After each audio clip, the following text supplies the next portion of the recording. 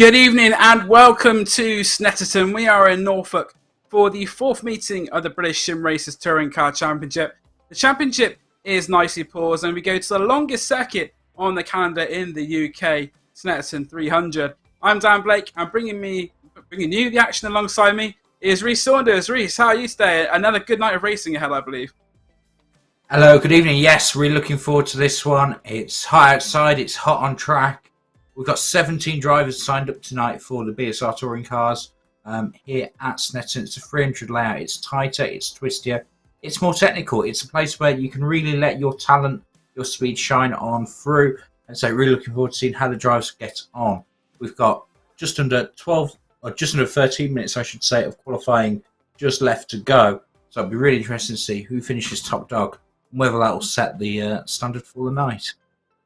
Also being one of the longest tracks on the calendar as well, Rhys, qualifying is going to be a bit more important than usual because they're going to get less laps in the session, of course. So any mistakes or sort of any pit stops, anything which really reduces their running could really hurt in the first race. But I think we're going to see some fantastic racing. We saw the top 7 or 8 last week really close together. But SimTech Racing for the first time had that full strength lineup of Warner, Cook and Winter together. I think they're going to be the favourites. And there could be a possibility that SimTech could win all 4 races tonight, I think. I know, it's something you said just before we went live, and it's hard to disagree with that. I'm sure the Year 1 guys of Andy McEwen and James Neve will have a few words to say about that, and Lee Holmes is always in with the outside shout as well. Really excited tonight as well, because we've got the debut of Driver Cam. So we will have Joe Winter joining us this evening on camera, hopefully at some point during the evening's events. We'll get in for a few interviews as well along the way too, Dan. So exciting night just from the broadcast as well as on track too. Exactly, that's what the BSR TC is about: excitement and entertainment. The season rapidly getting towards the midway point as well. After this meeting, we would have done 4 out of 10 meetings, and the championship will start to take shape. As you see there, we've already travelled to Donington Park National, Brands Hatch Indy and Silverstone International. We have our 4th UK round at Snetterton before we go abroad to Monza for the BSR TC away round on the Grand Prix circuit. Now that is going to be one to watch out for.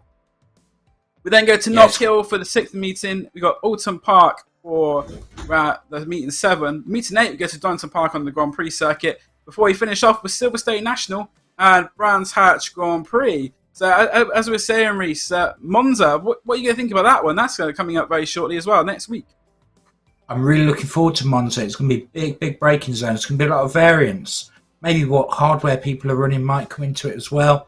Obviously, people with load cell pedals might have a bit more of a feel on the way down into some of the big braking zones, into the chicanes, especially the first chicane. It should be exciting for lap 1 as well. We've got just over 10 minutes of qualifying. I can see that the first drivers are just starting to put times in, so we'll have a quick look at championships down, and then we'll get to the action. Oh, that's what we want to see. Here are the championship tables, though. It's Paul Cook who leads the way. He has 1,060 points. The only driver to have clocked up 1,000 points this season. And second and leading Pro-Am is Ian Shirley, with Ian Manners in 3rd place overall. Luke Pullen in 4th. And then we have our leading Am, Luke Jones, in 5th place. He's tied on that, though, with Lee Holmes. James Neve, very unlucky last week with his hardware issues.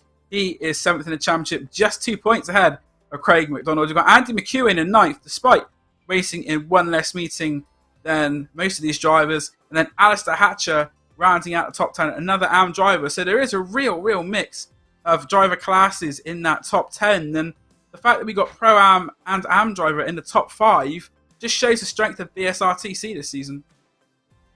Yeah, really rewarding consistency, being able to turn up at every round of the season there. We've seen some people that have turned up at every round of the season, but for various reasons been unlucky a long way. You look at Wayne Douglas, who I think we've called the most unluckiest man in TCR.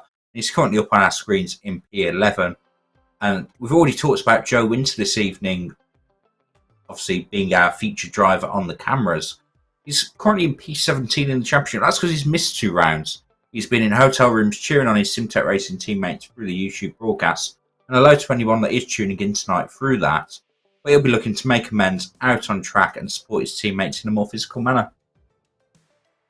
Exactly, and as we say, he has actually got he's got 2 points less than Chris Warner another one of his SimTech teammates who's also done one meeting. So it just shows even within that SimTech team, the drivers are very close. As we see there, the rest of the standings, Mark Oliver, Kip Stevens, and Jason Cooper, who's yet to make an appearance this season, the former Castle Combe Saloon car and Ford Fiesta champion. So potentially we will see Jason Cooper out later in the season. Hopefully not in an MX-5 though, because he might have a bit of a disadvantage in that. I've seen Jason Cooper in an MX-5, and he might give some of these drivers a run for the money in TCR. But I think we've got qualifying coming up onto our screens just now. That's something to look forward to. It is the 4th session of the season, as we see there, the Snetterton racing circuit. The graphics there, as we see two of the SimTech racing cars together on circuit. And SimTech are currently hold the top 2 positions in qualifying. Chris Warner on provisional pole position, Joe Winter in 2nd place. Less than a tenth of a second separating them so far though in this qualifying session. So the SimTech boys are 1-2 at the moment. 3rd place is Lee Holmes. The first of the year 1 drivers is James Neve in 4th place, with Andy McEwen rounding out the so the teams are actually quite nicely spread out across this top 5, but with it being a longer track, I think we may see some bigger gaps though between the drivers than we may usually see. Well, we could consider there being a bigger gap, but from P1 down to P5, it's still only just under 4 tenths of a second from Warner back to McEwen. The big shock for me though, Dan, is seeing Paul Cook all the way down in P7 currently. He's our championship leader. You've already mentioned he's the first driver to clock up 1,000 points this season. But he's currently all the way down in P7, even behind his teammate Martin Shirley, who is, even though he's a pro, he's absolutely no slouch at all. Yeah, Paul Cook will be hoping for a little bit better so far out of qualifying. We'll see if he can improve just as he crosses the line just now. And yes, he does improve, so he does leapfrog his teammate. He's up to P6 just now, Paul Cook.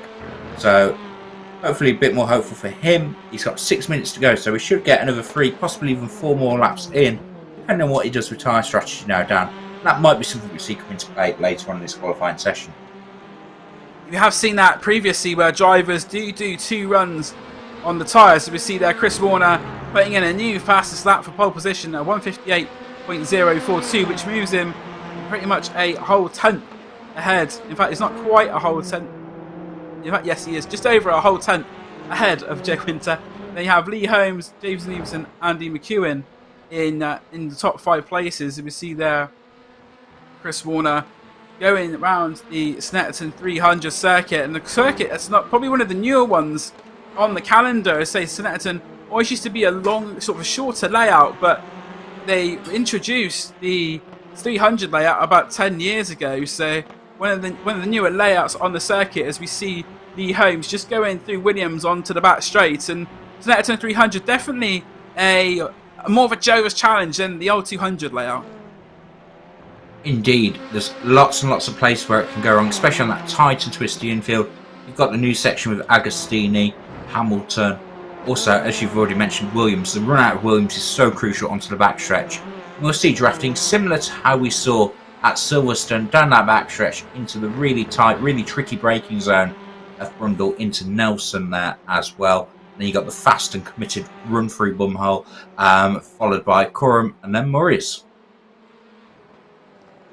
A very fast end to the lap, as you say. You go through you're clenching through the bomb hole, and you go round into Coram, a long right-hander. But the bomb hole, there is actually quite a drop there, and bomb hole and name, you definitely feel it when you're driving around there. You go around, just sort of the compression on there is actually quite significant. So a very high end to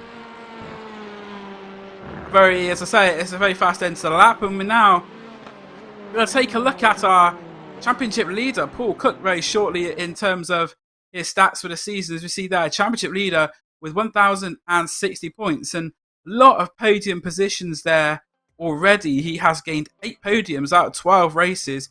Very consistent for Paul Cook. And I think probably one of the biggest stats to see is that he's finished every race. He has not had a non-classification, and that is why he leads the championship at the moment. He's had a very, very strong showing so far, Dan. That average positioning fit of 3.17 shows that more often than not, he's on the podium. That shows he's got, I'm doing some very, very quick maths on stream, so don't judge me, guys, but he's got a 66% podium percentage so far from what he started. As we're looking at Paul Cook's stats, though, Joe Winters actually bombed one in, and he's currently top of the leaderboard. So he's currently P1 right now with 1 minute 58.029, tipping his teammate to the post so far just by 12 thousandths of a second. So good improvement there from Joe, and showing that despite it might be a Simtech show at the front of the field today, they'll be very, very tightly matched. That being said, Martin Shirley, the Pro-Am, has also improved to P4 as well. So plenty of improvements still happening as we head into the closing moments of this qualifying session. Looking forward to see how the grid will stack up. The 88 Tech driver of Lee Holmes must feel very sort of odd one out, because he's surrounded by Simtech drivers, but the top 6 separated by just over 0.4 of a second, and Paul Cook still unable to progress from 7th, which is very sort of strange. You see the stats there, he could be at danger of losing that percentage and dropping a bit, because at the moment he does look a little bit off the pace, but we've seen previously that he's a very quick driver, so I'm sure that sort of towards the end of this session he will try and get a lap home. We're seeing Reece Watt go across the start-finish line now in the Audi RS3 in the AM class. He is currently on AM pole by 0.6 of a second from his teammate of Luke Jones. Those Audi RS3s we saw at Silverstone, they were very quick, and in some ways this is quite a similar circuit to Silverstone in terms of there's some straights and also some medium speed corners, and I wonder if those sort of tracks are suiting the Audi, because they really do seem to be the class of that Anfield at the moment. Yes, they're doing really well, both of them are. JWM Motorsports showing so strongly. And it's that old adage, isn't it? Practice, practice, practice. Both drivers seem to have been putting in the hours, and they're just running away with it. Reece Watt obviously made his series debut at Brands Hatch, hasn't looked back since then. Luke Jones obviously running all the way through the season so far, but yeah, both looking really strong in the Audi. I'm not quite sure how the balance performance is in the touring car stand. I don't know if you've got any more light to shed on that one just there. As we get into the final 90 seconds, so if you cross the line now, that is it. This is your lap. It's time to shine. We've only got 2 drivers in the pits, and that's Saoirse Fitzpatrick and Craig McDonald. Lee Holmes has just boxed in, so he won't be improving on his P3, but we'll see if he tumbles down the order anymore. As we ride on board with Fiona Siddons in the AM category. Fiona Siddons, the last season's AM champion, up into the Pro-Am class for this season, and Fiona just going down the back straight now out of Williams down the Bentley Straight. And the Bentley Straight is probably one of the longest straights that these drivers will have to face this season, apart from maybe that first one at Monza. That is quite a beastly straight, but Fiona breaking down towards Brundle and Nelson, that's another quite crucial corner.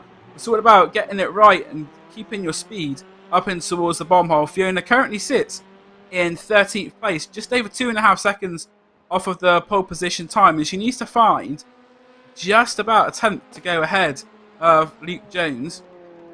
As we look at Ian Manners now, another driver who has come to prevalence in the reverse grid races. The last 2 meetings, Ian Manners has put in some great performances, including, of course, that unforgettable one last week at Silverstone International, of course.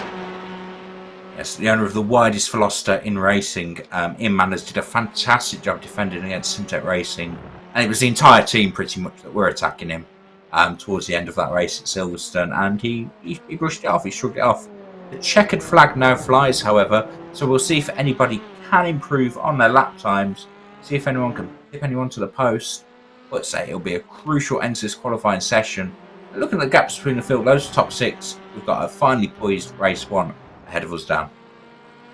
Paul Cook going quicker as well this lap. On his final lap in the first sector, he has gone green, so Paul Cook on a better lap at the moment. We'll see he's getting a slipstream there as well, so that will help a lot. Paul Cook going out of Williams down the Bentley Straight there, and Paul Cook needs to find about 0.4 of a second. He's going to catch up to Andy McEwen. It's Martin Shirley, his Pro-Am teammate, who is dragging them along the Bentley Straight, and the slipstream round here is going to be quite impressive, I think, as Shirley goes wide. He's going to release Paul Cook. Now, Paul Cook can't get too wide there. If he gets the 1x and invalidates the lap, that would be lap over, session over. But it looks like Paul Cook has been able to keep that lap as it is at the moment. Don't see any more improvements at the moment up and down the timing screen, but Paul Cook, this could be a crucial one in terms of those top few positions. That is very nice, going through Murray's as he's going to go into the pit. So maybe an invalidated lap because he was quicker than he was in the first sector. And that's going to be quite a disappointing qualifying session for Paul Cook. Only 7th at the moment. Yes, just over a minute and 20 showing on my timer for qualifying. Although I think once the final driver does cross the line, that might very well be Ian Manners, last person across the line. Just as he takes down. I'm not sure if he's going to improve or not. Just looking at my timing screen. I don't think he has. So we'll have the grid lined up in just a second. So it looks like Joe Winter will be taking pole ahead of Chris Warner. Dan, how do you see race 1 playing out? It's interesting. We've seen the SimTech racing drivers previously playing team orders, but with Paul Cook so far down, as we see the grid now, they're going to have to do quite a lot of manipulating to get that to work. It is Joe Winter on pole position by just over a tenth from Chris Warner. Lee Holmes is on the second row with Martin Shirley, the Pro-Am pole sitter. James Neve in 5th and Andy McHugh in 6th. They make up a year 1 third row. We have the championship leader Paul Cook down in 7th. He'll be alongside Craig Shield with Craig McDonald and Ian Manners rounding out the top 10. Back on the 6th row, it is the Pro-Am pole position for Reece Watt with Fiona Siddons in 12th place. It's Luke Jones in 13th, Mark Oliver 14th, Glenn Humberstone in 15th. And there are 2 cars which we have who did not set qualifying times, and those are Chris Dixon and Shazzy Fitzpatrick. But I haven't seen Fitzpatrick's car out in the practice either, as we see there Joe Winter primed and ready to go from pole position, as we see there the first of our driver cams for this season. And Joe Winter looks quite relaxed there, just having sort of a last minute preparation. He knows very shortly it will be time to go. Yeah, all the best luck to Joe. I think he might be able to hear us currently, so all the best luck to him. Hopefully we don't hit him with too many commentators' curses. We've got the lights though, Dan, so I'll let you take it away. Well, here we go. The lights are on. Out they go. We're underway. The SimTech drivers get quite an even launch. It's a car of Lee Holmes, though, who potentially could have a look on to Chris Warner. But Chris Warner, though, defends to the inside. A very wily campaigner there is Chris Warner in the number 70, and it's him who takes 2nd place behind his teammate Joe Winter. Not too much. In fact, Paul Cook has gone down a place, down to 8th. He was looking down the inside there of Craig McDonald going into Wilson for the first time.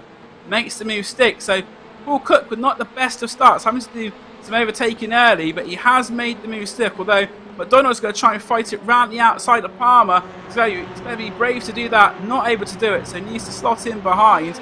But a very pretty much uneventful first half a lap so far as they go into Agostini for the first time. It's Winter and Warner with a 1-2 for SimTech Racing.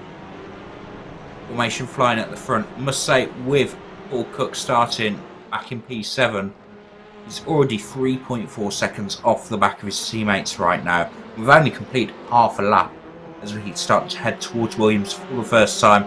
Be interested to see if Joe and Chris do decide to duke it out on lap 1, or if they decide, you know what, we're going to sit in line, play the sensible game, wait until we've broke the draft, and then eventually from there maybe we'll figure it out at the end. Let's say launching down to Brundle and Nelson for the first time. It looks like actually Chris Warner is already having a look. Maybe we're not having team orders at SimTech just yet. No, of course, Winter and Warner, 2 drivers who have only done a meeting each, so they're not actually going to be in championship contention. And we know that Joe Winter will need to miss further rounds later in the season. Another driver who's made some progress at the start, Andy McEwen in the Year 1 racing car, the first of those cars, up into 4th place. So as he goes around Corham for the first time, Andy McEwen will be trying to stick with that lead in 3. And as I say, he's only about a second behind Lee Holmes. So currently in the slipstream range, he's had at Martin Shirley and James Neve. Paul Cook in 7th place. The gap in the field is really between, I think, this car of Craig Shield and Fiona Siddons. There's a 4-second gap back from 9th to 10th. But at the front, it is as they were. Winter leading from Warner, Holmes in 3rd, and Andy McEwen and Martin Shirley trying to make the move. Although, speaking of making a move, Warner down the inside into the Wilson hairpin. Later on the brakes, side by side. Not going to make the too hard for him is Joe Winter. But we do have a change to the lead. Lee Holmes also right on the coattails of these 2 SimTech racing drivers. So we now go on board with Joe Winter. It's looking absolutely unflappable. He's sizing his teammate back up, seeing how they are. He's kind of sitting out the draft a little bit. That kind of makes me think he doesn't want to attack down Agostini as Chris Warner runs wide. Will Joe Winter stick it up the inside? not quite. It doesn't quite have the run. Maybe that's a good thing for both the SimTech guys as well. You can't get 2 cars through Hamilton very easily. Though we did see that in the Masters on Tuesday night. It's looking a little bit tougher to follow here in the TCR car. It'll be interesting to see how these drivers figure it out on balance, with Lee Holmes very much riding shotgun in the background. Yeah, Lee Holmes back about 0.2 of a second behind Joe Winter. So Lee Holmes definitely still in contention. It looks like these top 3 are trying to make a break from Andy McEwen in 4th, because Andy McEwen has got Martin Shirley and James Neve in close attention, but Andy McEwen still staying in that slipstream range. But it looks like, as I say, in this opening stage of the race, we had this 3-car battle for the lead between Warner, Winter and Holmes. Warner and Winter are winners this season in the British Sim Racers touring cars. Lee Holmes yet to be on the top step. We have seen him have podium places, so he's proven that he has got the pace to fight near the top of the field. But at the moment, I think it's between these 3 drivers. But as I say, it's interesting to see that we haven't seen those team orders that we saw earlier in the season. And Paul Cook struggling to make an impression even on James Neve ahead of him. James Neve has pulled out the best part of a second on Paul Cook, and James Neve is more focused on Martin Shirley behind, you got to think, than the car of Paul Cook behind. Yeah, we've ripped the form book up from the first half of the season here pretty much already. Paul Cook struggling for pace a little bit this week, it seems. No, never write him off, especially when you've got one of our 3 reverse grids to consider for race 2 coming on up. Yeah, Warner and Winter, not necessarily in the championship standings right now because of missing rounds. They've got to be thinking, you know what, if we can rack some points up now, each individually, we can make a case of, you know what, late run to the championship this season. So they weren't wanting to have each other miss out. That, and I seem to remember Joe Winter saying in an interview as well, that he's actually going to miss a 3rd race this season, and you only get 2 drop weeks. So he will have 1 0-point entry into his final standings, so he'll be desperate to get some points. He's just sitting just 4 cents behind his teammate Chris Warner right now. And of course, they want to have a bit of fun as well, what they're doing there. Of course, they're fighting out the front, and they got Lee Holmes as well behind them, but I think they're going to struggle to fight off Lee Holmes, so he's sticking with them sort of every inch of the way at the moment. But Chris Warner leading from Joe Winter, Lee Holmes in 3rd. Martin Shirley is still leading the Pro-Am class in 5th, and our leading AM runner at the moment is actually Glenn Humberstone in 11th place. So Glenn Humberstone making good progress in the AMs. Didn't qualify very well at all, Glenn Humberstone, but in the race he has managed to make up the positions, and Reece Watt is down in 13th, and Luke Jones is in 15th place. So the JW Motorsport drivers not have had the best, as I think there may be a driver which has left the circuit. We'll see if we can get a hold of which driver that is, but Reece Watt is actually currently, it's Glenn Humberstone. So Humberstone, who was the AM leader, has gone off the track and relinquished it, and I think that potentially was going through Nelson. Let's have a look. Is it on the outside Nelson? Yes, it is. Common mistake to make at Snetterton, as he's going to loop it as well. Luckily, just about stops it going fully rounds, but for Glenn Humberstone, he had a nice handsome lead, but that has gone in one moment there. And the subject to things going in a moment as well. We've got Paul Cook, who's now made it past Martin Shirley for P6 in the race. We've got James Neve up to P5 as well. So potentially, actually, Martin Shirley, he's lost 2 spots in space for lap. And he's now about half a second behind his teammate Martin Shirley. And again, half a second back to James Neve as well. So again, the pack's starting to fragment a little bit. You've got the front 3, you've got Andy McEwen on his own, and then you've got 5th, 6th and 7th together too. So really interesting race, as we've already got the 5 laps to go board here, halfway through the race here at Snetterton.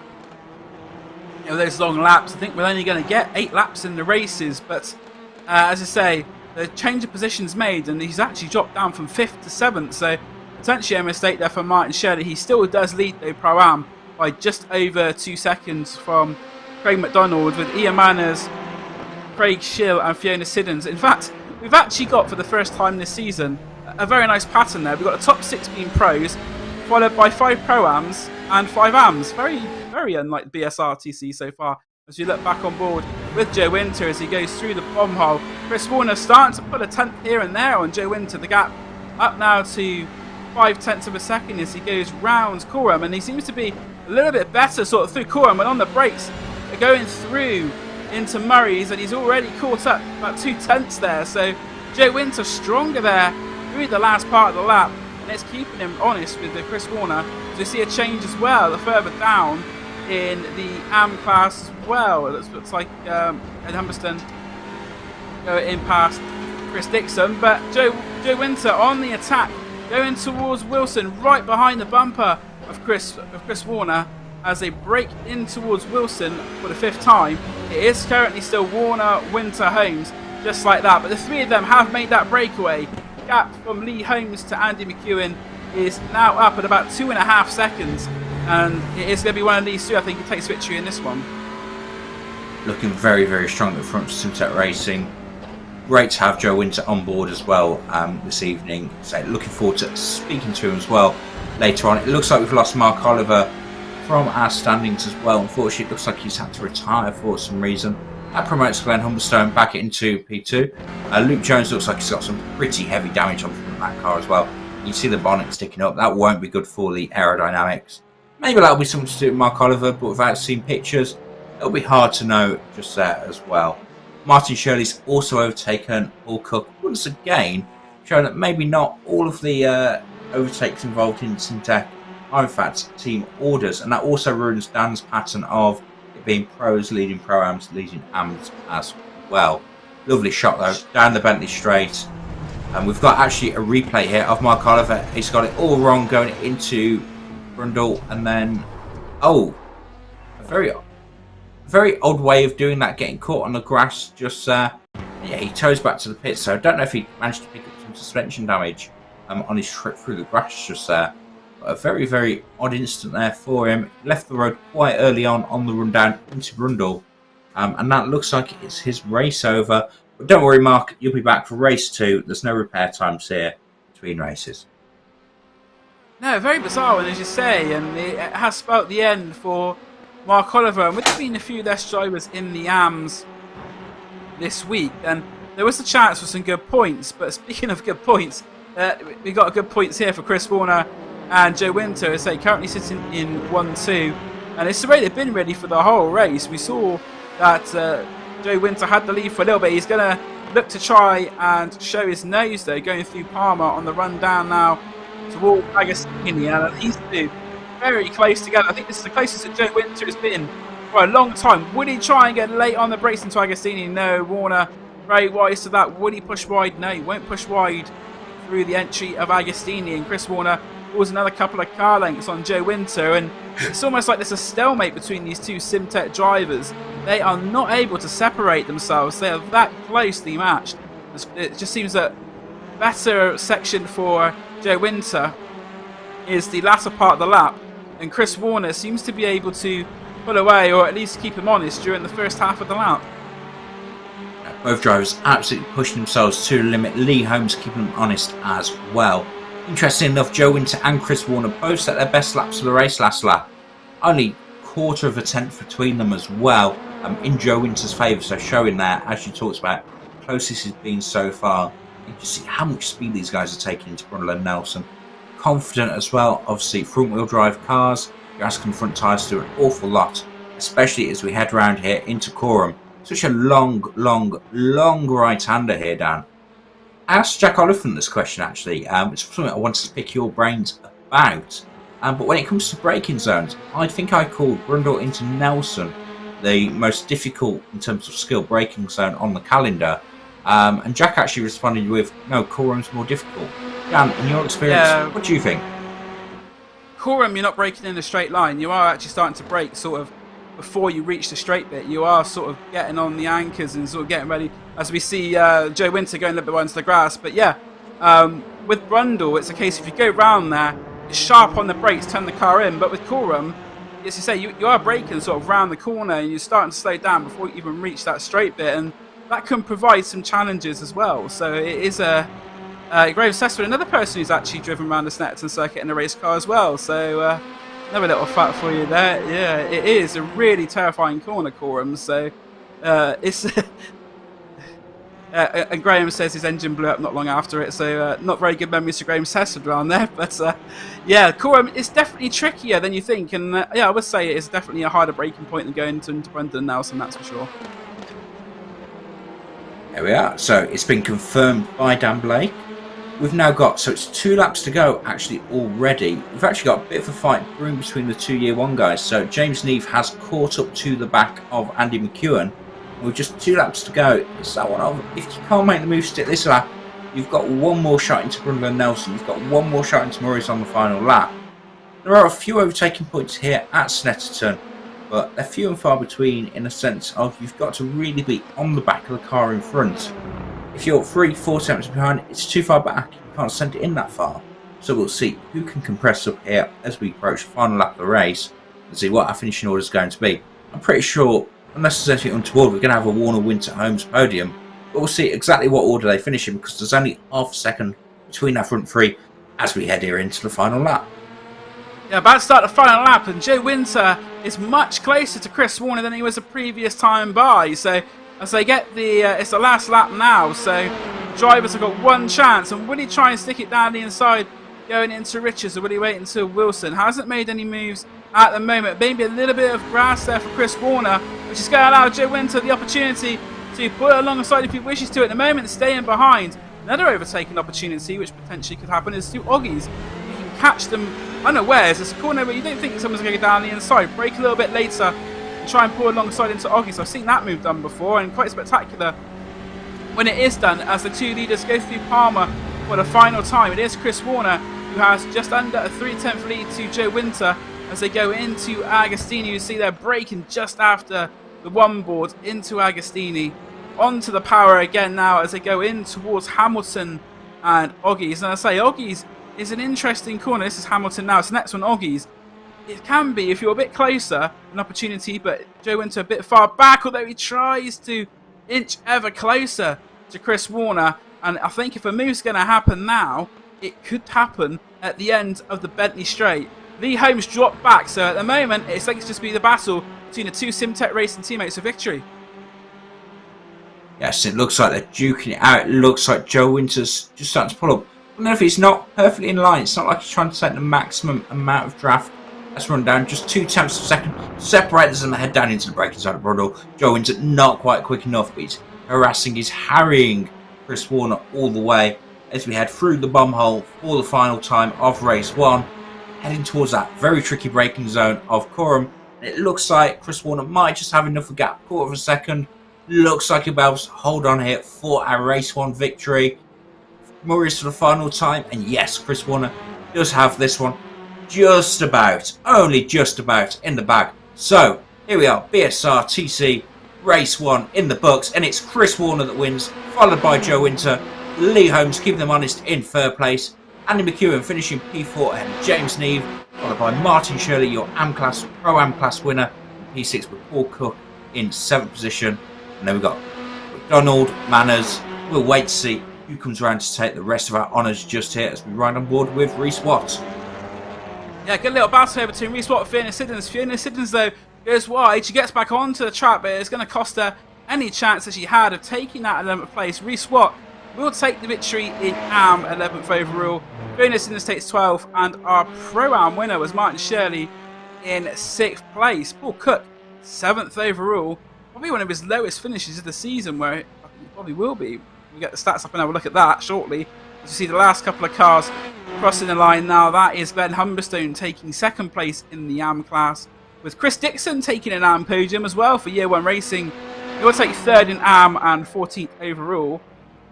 Despite the damage to that Audi, Luke Jones will take it across the line, and he will be the last car to take the finish in 15th place. So what a great race of action we've had here in race 1. We'll be heading over to the spinning wheel shortly to find out who'll be starting where for race 2 as well. We'll bring you a full rundown of the results too as well. But now, Dan, what a first race just now. I think we've got the spinning wheel lined up for you. We do indeed. Graham is going to press this magic button and we're going to make somebody's day. It's going to be, looks like a reverse grid of 9th, which is Ian Manners. We have seen some Ian Manners reverse grid masterclasses.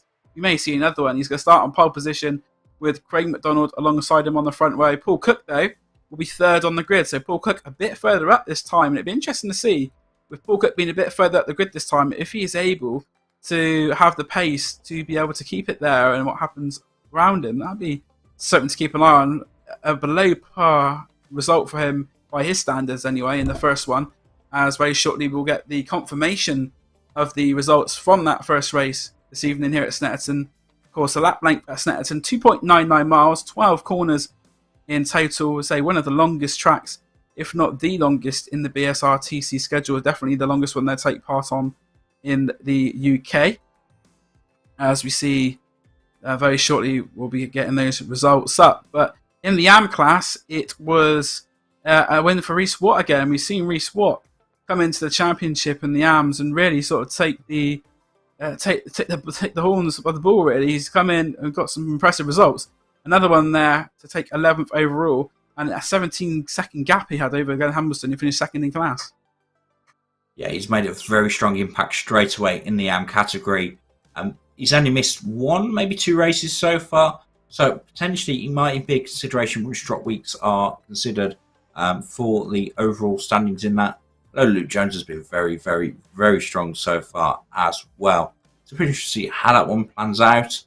But yeah, Paul Cook, P7 in race 1. You've already mentioned he'll be starting P3 for the reverse grid. And I never thought I'd say at the start of the evening, does Paul Cook have the pace to hold on? But I think that might be a situation we'll have here in race 2. You've got everybody behind him who has shown better pace than he did in race 1. All starting behind him. Will Paul Cook be able to, normally we're so used to him running away, will he be able to actually hold them off? However, Dan, I think you've got the stats just in front of us for race 1.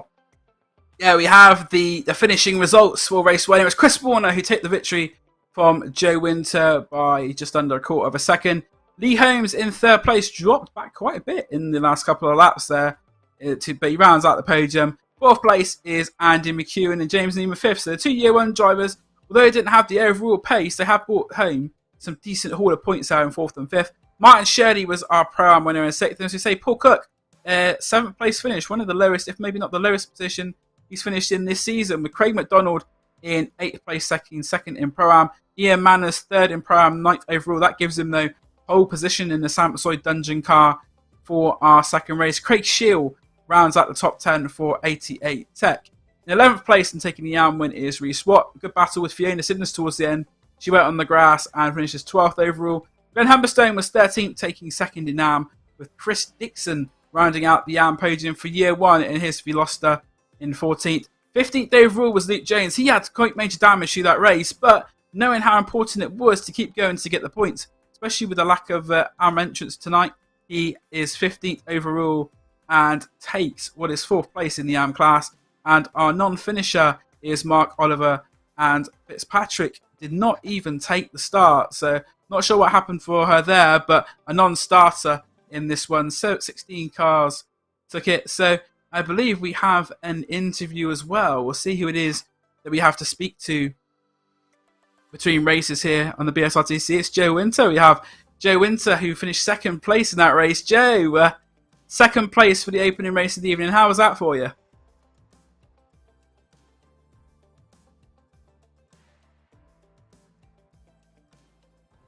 Can't hear Joe.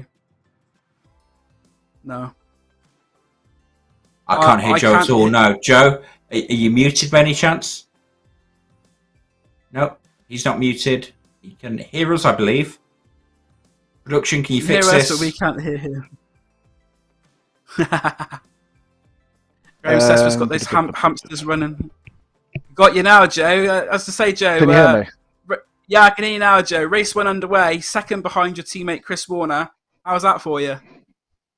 Yes, as I was saying before, I had to stop. Not what I wanted, if I'm being honest. I was hoping for the win, but made a silly mistake on lap 2 into the first hairpin and had to let Chris on by because he had the pace on me there. And then really it was just us sort of keeping formation and keeping Lee Holmes behind us. We just couldn't shake Lee, so we were sort of hoping we could shake Lee a bit, drop the toe, and then have a bit of a battle between ourselves. But we thought for the good of the team, we'd keep it as a 1-2 and take it home safely. Of course, I was saying in the commentary, yourself and Chris have only actually done sort of one race meeting each so far this season. We're into the 4th race, so with the championship positions maybe not going to be sort of as high as some of your full-time entrants, such as Paul Cook and Martin Shirley, was the temptation there? Just you and Chris just have a bit of fun and sort of go out and have a good little battle there?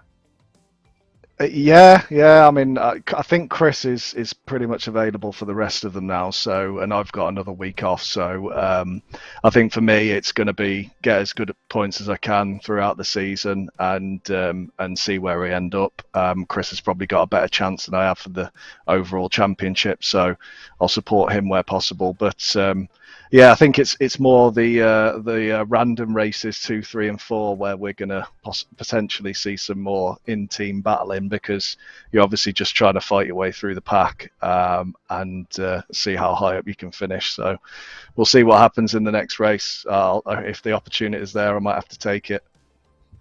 Oh, exactly. It's, for Simtech Racing, you got Paul Cook in 3rd, Martin Shirley in 4th, and then yourself in 8th and Chris 9th. So there is quite a lot of your Simtech Racing boys there up at the front. So it's interesting to see as well that Paul maybe not having the best of qualifying in race 1. He'll be looking as well to build on that championship lead going into the second race. But of course, it's one of his teammates, Martin, who is fighting for the championship as well. So yeah, another little dynamic there as well for the team. Yeah, I mean, Paul will, I'm sure he'd tell you himself, it's not his favourite track. There's been many expletives in practice. So he's just getting on as best he can with that. And Martin, unfortunately, has had a bit of a technical issue, so he's having to use a sequential shifter tonight. So he's taking most of the track one-handed. So considering that, he's doing pretty well. So yeah, hopefully they can keep battling on and getting as high up as they can, and just keeping their leads and Martin's lead in Pro-Am, and obviously Paul challenging for the top spot in Pro. So yeah, fingers crossed they'll keep up with some decent results tonight. Thank you very much. I'll just hand you over to Reese if there's any questions he has for you. I think we've covered it all. I think I need to let you go, actually, Joe, because we're heading towards race 2 already. I think the session is now... Oh, the session's only just gone up, so a little slower on that one. I'm looking over at my other screen thinking, is the session up yet or not? I like the fact that you were talking about how you wanted the win and how you thought that, maybe you could have had Chris. I like that fighting talk, and I'm really looking forward to seeing that carry on through to race 2, 3, and 4. Yeah, we'll see what happens.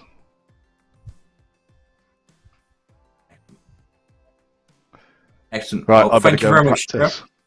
Yeah, enjoy your practice, and we'll be taking a short break right now, but don't go anywhere, guys, because we'll be back for round 2 of the BSR TCR race here at Snetterton.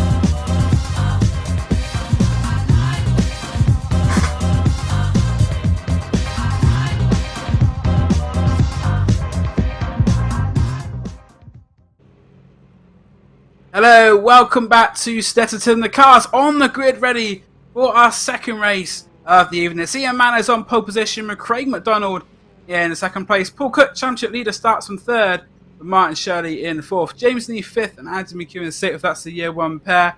In seventh place is Lee Holmes, the podium finisher third in the previous race with Joe Winter and Chris Warner are 1-2 from last race, 8th and 9th. Craig Shield rounds out the top 10 with 11th place Reese Watt, 12th Fiona Siddons, 13th Glenn Humberstone, 14th Chris Dixon, and 15th is Luke Jones. So here we go, we're getting ready for the second time tonight.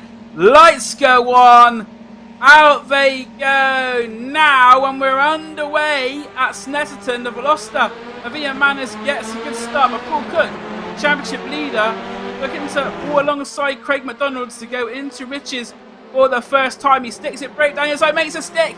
Championship leader Paul Cook up into second place.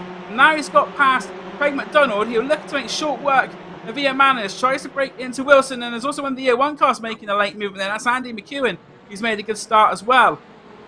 Up into fourth place. He has already made a position. Lee Holmes is the big loser, down currently in seventh place at the moment. So Lee Holmes down into seventh place. Joe Winter though up into fifth. So the Syntec Racing driver of Joe Winter, he just said in the interview he was looking for more in this second race, and he's trying to go alongside Andy McEwen, but thinks better of it. So he will stay in fifth place. But as I go through Hamilton towards Oggies for the first time, Ian Manners leads, but he has intense pressure from Paul Cook. Paul Cook maybe looking down the inside into Oggies, sticks a nose down the inside. Ian Manners shuts the door though. A little bit of contact there, looked like just the slightest of rubs between Ian Manners and Paul Cook as they went through Oggies. But now onto the Bentley Straight for the first time.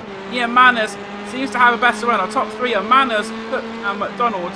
Andy McEwen in fourth, Joe Winter in fifth place. Chris Warner, our race one winner, no progress for him whatsoever. He is currently still in ninth place as Ian Manners in the Veloster goes through Nelson and Brundle.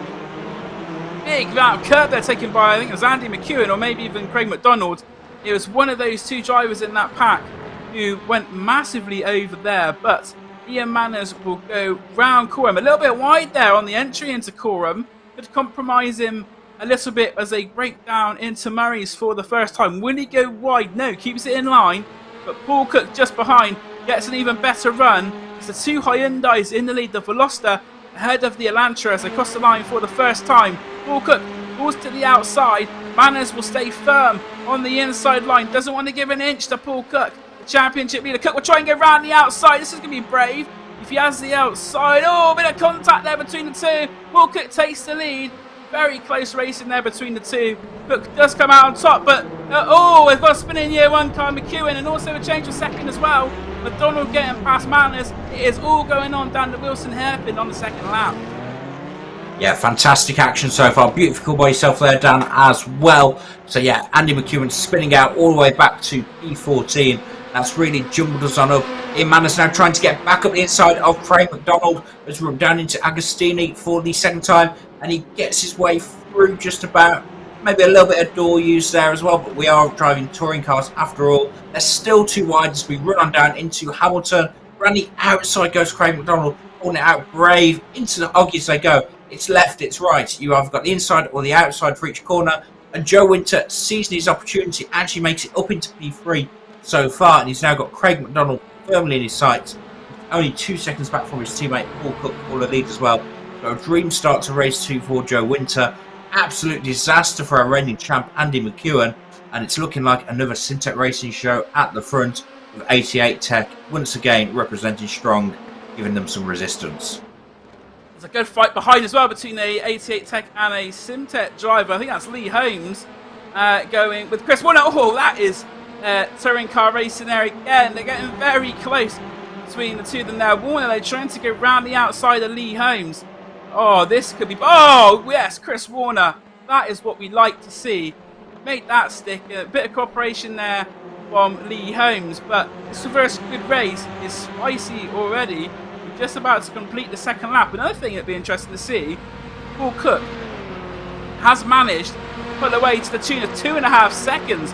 Better than behind. But we know Joe Winter said that Paul Cook, this has not been his favourite circuit by far this week. So if Joe Winter was able to get past Craig McDonald in a pretty quick time, as in this lap, and it looks like he's on the outside trying to make the attack into Wilson now, not quite going to make it. There's also another one of those SimTech cars making moves. It's Martin Shirley down the inside of Ian Manners, or is it Joe Winter? Is it Martin Shirley? And that is a fight with a Pro-Am lead between Manners and Shirley. Manners just holding on in the Samsoid Dungeon car. But not only has he got Martin Shirley, he's also got a race one winner, shall I say, Chris Warner behind as well. So it's going to be a bit of a SimTech onslaught, I think, here for Ian Manners.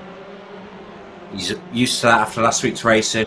Obviously, we've got the two Pro-Ams there, but actually Craig McDonald's leading that Pro-Am category right now in P3. He'll be looking in his mirrors, hoping to keep him behind. I've just said, Craig McDonald, P3. He was P2, so Joe Winter has got past, possibly into Agostini just as well. That's set Joe Winter free as such to go and hunt down, to chase down Paul Cook here. We has got a 2.7 second lead according to my timing screen. Our timing tower is zone 3.2. Either way, it's a very good gap for Paul Cook, and he'll be hopeful to be able to hold on. Again, words I'm not used to saying around Paul Cook. Let's say it's SimTech 1-2 with 88 Tech in third. That's words that we've said. We've got Manners off in the background there, and he loses 2 spots. He loses out to Warner and also to Holmes as well. He's still got Martin Shirley behind him in P7. Now, they were fighting over P4 and 5 earlier this lap. So both of them have lost ground so far here on our third lap of the race. As we're approaching the halfway point here already of race 2 down. Scintillating action so far. We don't know where to point the camera. There's so much going on, and I think that is sort of the rhythm that we have in this race. A little bit more serene than we're used to in the British Sim Races touring cars, but they're going at it full on in this second race. As we look at Ian Manners, driver who we said would make that mistake there, going as he went on the exit. It's a mistake that we saw earlier on a couple of times in the first race, just going wide out of Nelson, but rally crossing across the grass, shall I say, and have lost them. Maybe not the fastest way to go around. As we see Andy McEwen up back into 11th place. He does have some damage on that Elantra, so our reigning champion has got a bit of damage to that number 1 car, as we see there. And on the rear, there is a bit of damage. And I think we are going to have a look and see what happened to Andy McEwen as we look through. This is a bit further on in the race as he makes a good move there on the car of Craig Schill, I think that was. But yeah, Andy McEwen in a bit of bother earlier in the race, and that's what we are going to try and see if we can discover what happened. Here we go then. So it was Andy McEwen who was no contact made. Andy McEwen just a wheel on the grass, and in one of the CSCR touring cars, the ice-like grass takes another victim. Yeah, he'll be kicking himself for that one for sure. That being said, he's back up to P11. He'll be hoping he gets the kind of edge of that top 10 kind of area in this race. And then maybe some reverse grid luck might set himself back straight. But at the minute, we've still got Paul Cook leading just by 2 seconds now from Joe Winter at the front. Craig McDonald still holding strong in third, but he's now got Chris Warner starting to breathe on his neck. That being said, we've got Watt and Humberstone only separated by half a second currently in our AM category. And they're right behind our Pro-Am of Martin Shirley, and he's really been our standout so far of the season in that class. It's very much action all stations. It'd be interesting to see what the times were, because I think Joe Winter has taken about half a second out of Paul Cook on that lap. Paul Cook 58.0. Yeah, Joe Winter is nearly 7 tenths quicker than Paul Cook there, so about a 6.5 tenth gap. We said if Joe Winter could get past Craig McDonald quite quickly, it'd be interesting to see what sort of impression he'd be able to make on Paul Cook. First lap of B3 shows that 6 tenths of a second. That means by my very poor maths standard that he only needs, if he's going to take 6 tenths a lap out of him, he only needs about 3 laps to be right on the bumper of Paul Cook, and we've got 4 laps to go. So the battle tracker would show that he has got a good chance of catching up to Paul Cook. So Joe Winter, we know that he was very keen to get that race win. Chris Warner up into third as well, past Craig McDonald going into Agostini. So that is now our SimTech Racing 1-2-3. Chris Warner making that move on Craig McDonald, though, who still leads Pro-Am by quite a healthy margin. He's got about 2.5 seconds between himself and Ian Manners, who's 6th overall. But between them is McDonald's 88 Tech teammate Lee Holmes in the Pro class there. So it is Simtech, then 88 Tech in the top 5.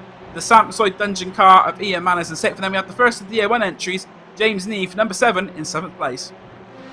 Yeah, it looks like Year 1 struggling for pace a little bit tonight, struggling for entrance as well. Only the three drivers, signed up. Obviously, we've got the new signing, Chris Dixon, back in P15 as well. And you've got Fiona as well in P14. Apologies, here he comes. We don't know what we're talking about half the time. We're just winging it. That being said, it's looking really good as we've got 3 laps to go as we come around for the line. You've got some interesting battles. Holmes versus McDonald. We know Holmes has some great pace after race 1. Will his teammate let him go, or will he want the buffer between himself and Ian Manners in the Pro-Am category just there? And then how will this shake on out between our 2 pro guys at the front, Cook and Winter, to second the gap as they're going through, which is for the 6th time. Just so I look at my lap counter. Looking great at the front for Simtech though. I'm sure they'll be wanting to bring home the bacon, but what order we shall see.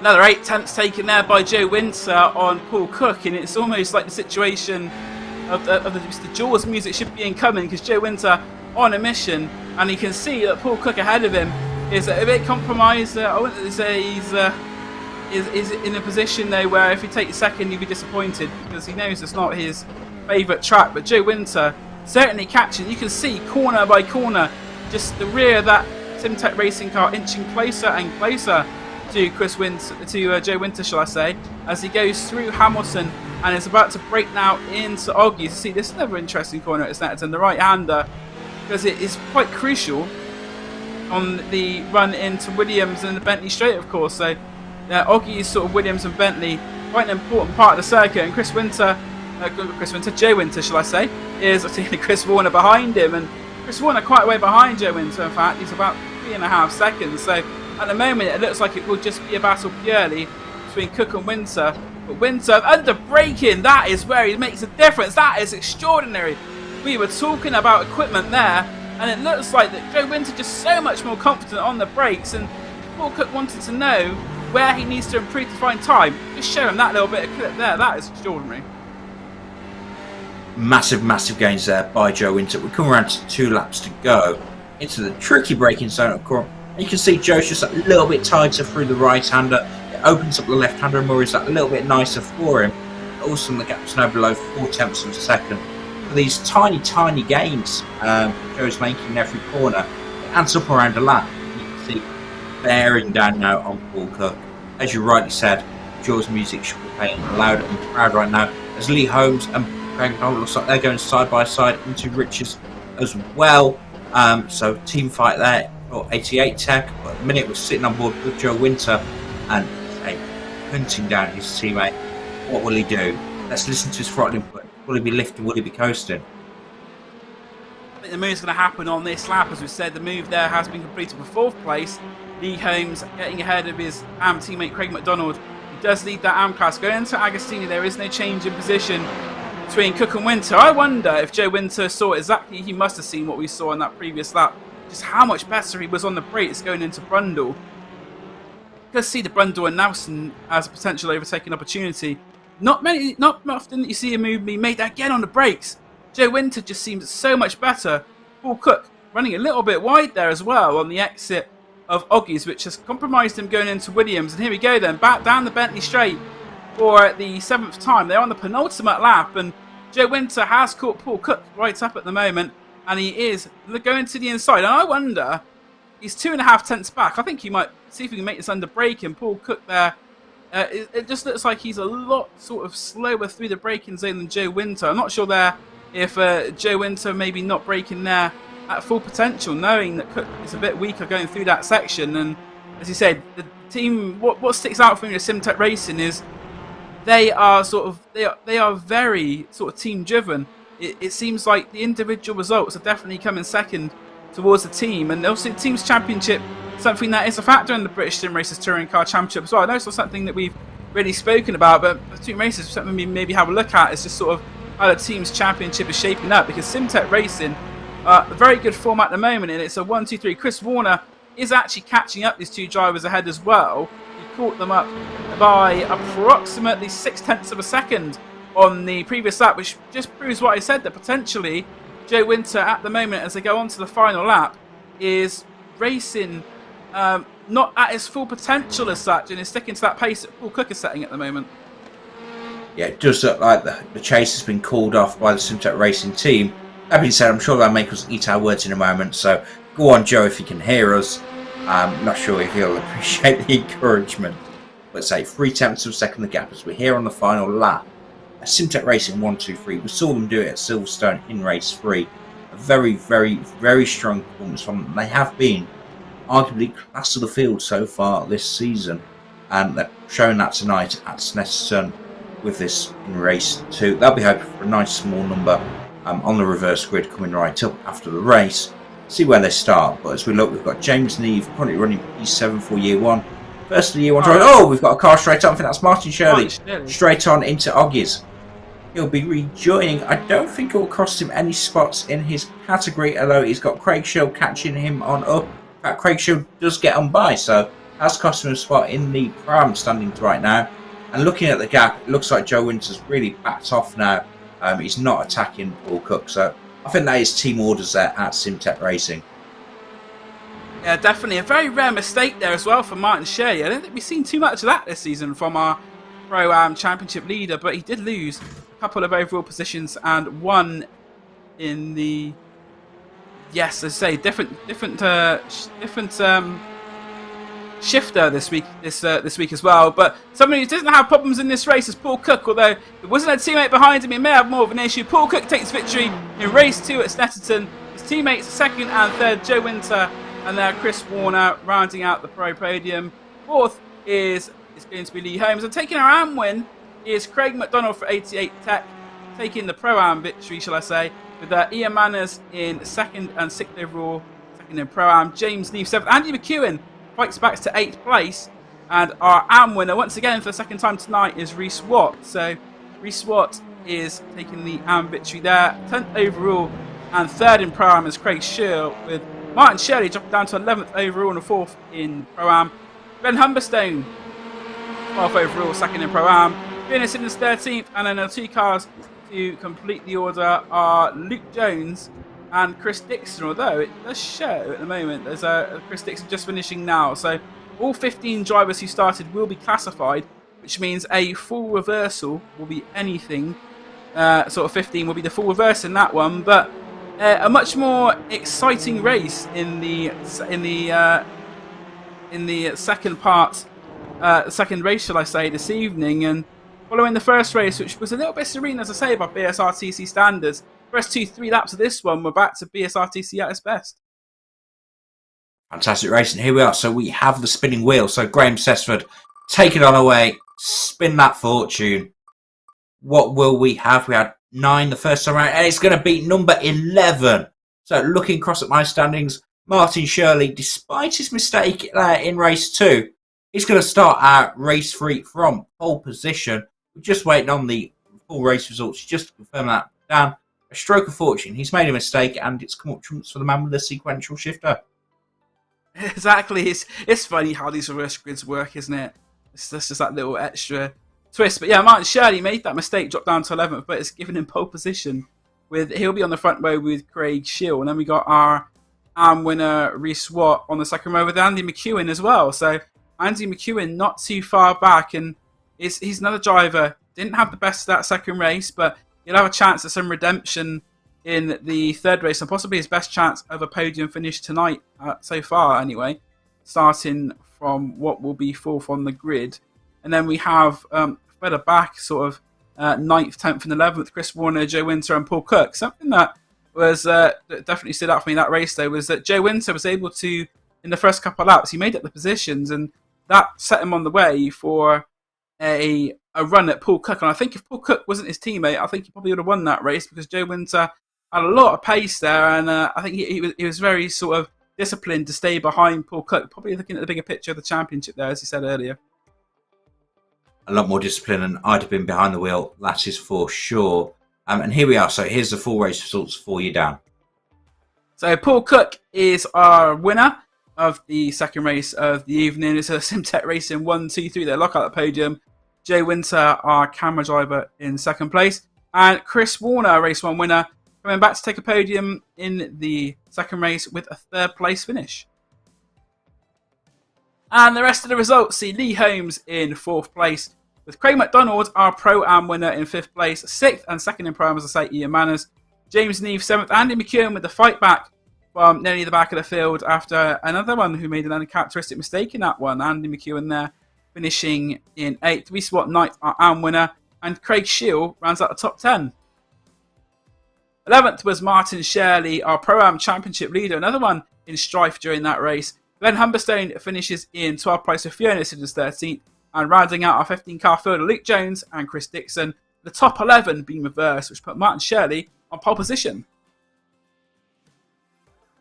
Yeah, great night of action, and that does confirm that Martin Shirley is going to be our pole sitter for race 3. So, looked into a little bit there after potentially a slightly lacklustre, by his own standards, race 2. It'll be interesting to see, can he break away from the field? He's got Craig Shield between and Reece White in between himself and Andy McEwen, who's the next pro on the road. And then Joe Winter, he made it work from P8 back up to P2. But we're starting P10 in this race.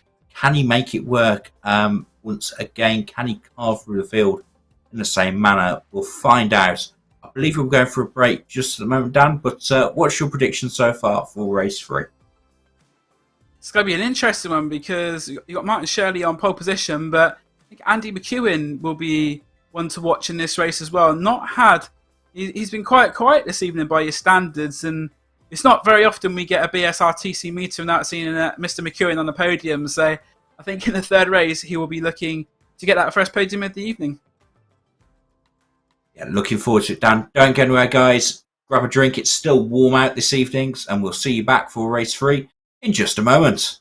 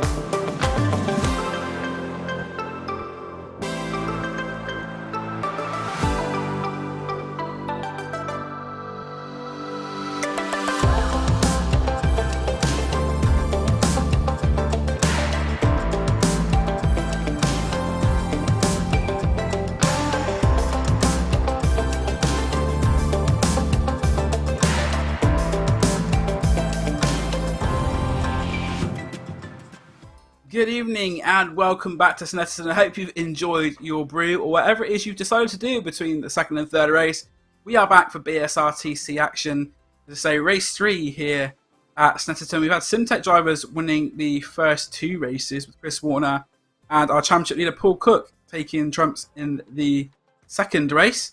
Third race sees a Simtech racing driver on pole position in Martin Shirley. But as we said before, Andy McEwen, our reigning champion, he's had not a below par night, I'd say, but he's been quiet by his usual standards. And sort of knowing Andy as we do, I think this race he'll be keen in that 4th place to convert it to a decent result.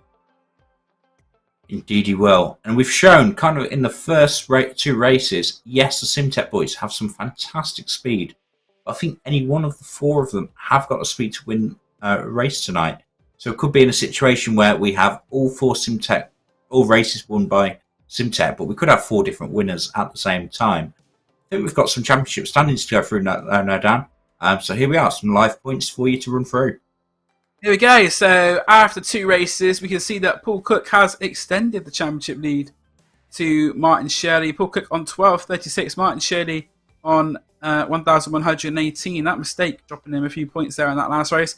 Ian Manners, though, he's still in 3rd place of Sampsoy Dungeon. He's a driver that, although we haven't seen him really at the front, apart from the some of the reverse grid races, he's been consistently getting the good finishes, and that's what he needs to do for success in the BSR TC. Lee Holmes behind him in 4th place, and rounding out the top 5 is the first of the Year 1 drivers, James Neve. In 6th place is another one of our Pro-Am drivers, that's Craig McDonald. Luke Jones, who came into the evening tied for 5th in the championship, has been one of the losers, really, I'd say, from tonight. He is down in 7th place, but he still leads the YAM Championship with 892 points. Andy McEwen is in 8th place at 851. Luke Pullen, who is not here this evening, on 777. And another driver who I believe is also absent tonight, Alistair Hatcher, 10th overall in the championship. He is 2nd of the AM drivers at 637. But Reece Watt must not be too far behind Alistair Hatcher now. Reece Watt, we see maybe a bit further down. Wayne Douglas, 11th place. Wayne Douglas isn't here because I believe he is over at Spa in Belgium, because the GB3 and GB4 are racing there this weekend. So Wayne Douglas putting team manager duties first, of course, this weekend. Gun Humberston in 12th. Chris Warner and Joe Winter 13th and 14th, just 6 points apart. Fiona Siddons is 15th to Craig Shell in 16th. And we see there the rest of the drivers in this British Sim Racers Touring Car Championship. 22 drivers have come out and joined us during the first 4 meetings. And it is really quite interesting to see the championship positions, just sort of how they ebb and flow. And although Luke Jones is not had the best of evenings so far, he still does have quite a mighty lead in that AM Championship. He does indeed. Reece Watt is showing so strongly, as you already mentioned, Dan. It'll be really interesting to see how that pans out across the season. A bit of cat and mouse action.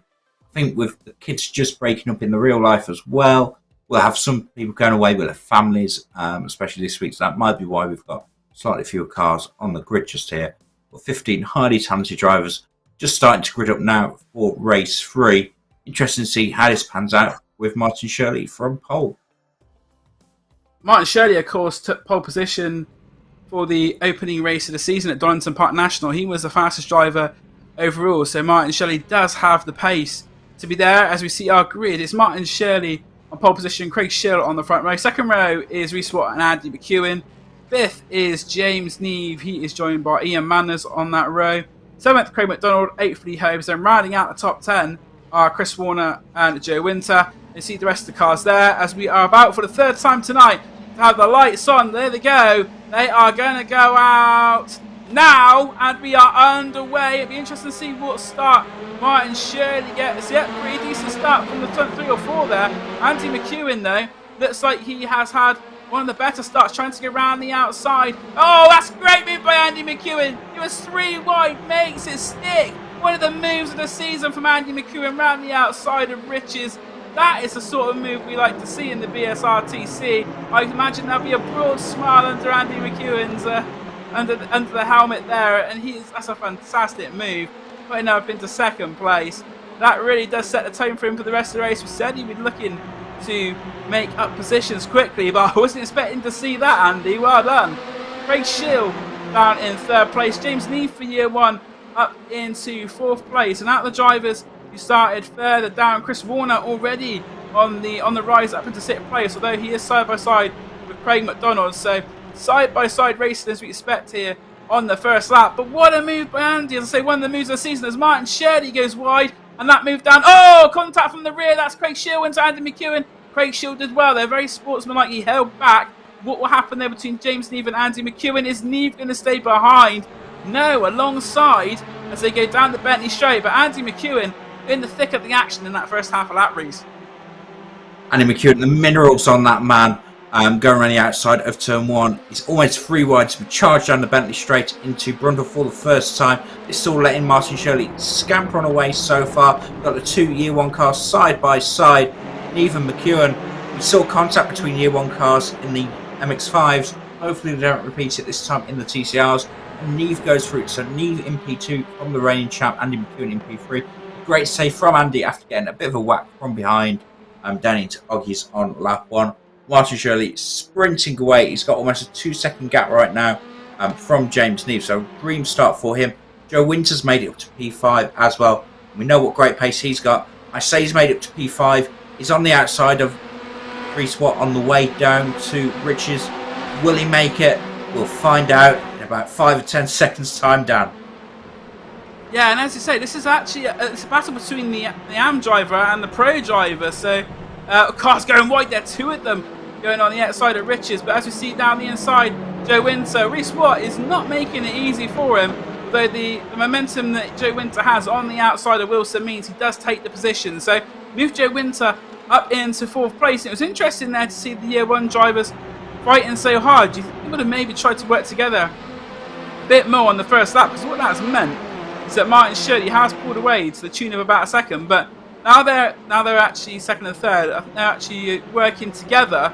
Now things have settled down a bit, but it will be crucial to see if they're able to catch up as we now go on board here with the car of Chris Warner in 7th place. Chris Warner took victory in the first race. He was 3rd in race 2, so he has had already 2 podiums out of 2. And the car that we're looking at directly ahead of him is the 88 Tech car of Craig McDonald, and then we've got the AM leader as well, Reese Watt, just ahead of him. But that looks like a slowdown for Chris Warner potentially.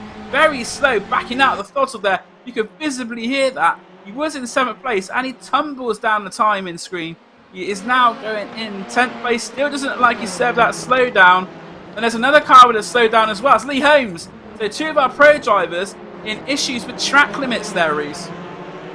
Yeah, spicy as we're here on lap 2 of the race. And it looks like Joe Winters made it P3, holding off Reese Watt now. Andy McEwen back in P5 now. So, bit of a disaster there for Andy. Not sure what happened there for him. And we've got to say, James Neave now a 2nd back from Martin Shirley. It's very much all to play for here in race 3. Can't believe more than halfway through our evening so far, Dan. We are 3/4 of the way nearly. Time flies when you're having fun. We've got this battle between Chris Dixon and Blake Steele for 14th place. Obviously, drivers in different classes, as you can tell by what we see on the timing tower. If they have white number, it means they're a Pro driver. Blue numbers signify a Pro-Am driver, and the orange ones are the AM drivers. As you see, a lot of intertwining between classes, especially in these reverse grid races, as we see there. Chris Dixon, year 1's newest signing in the British Sim Racers Touring Car Championship. He is joining in the Veloster. I think he's the only year 1 driver driving that Veloster. So Chris Dixon going for a bit of a change. He's currently completed both 2 races as Andy McEwen in 5th place. As we say, he was running as high as 3rd, so not sure what's happened to Andy McEwen there. I say running as high as 2nd even at one point.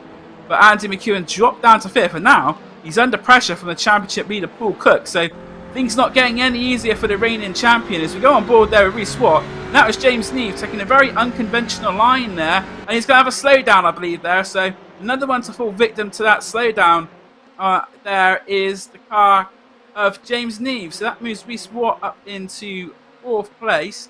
And as we see there, that is a slowdown.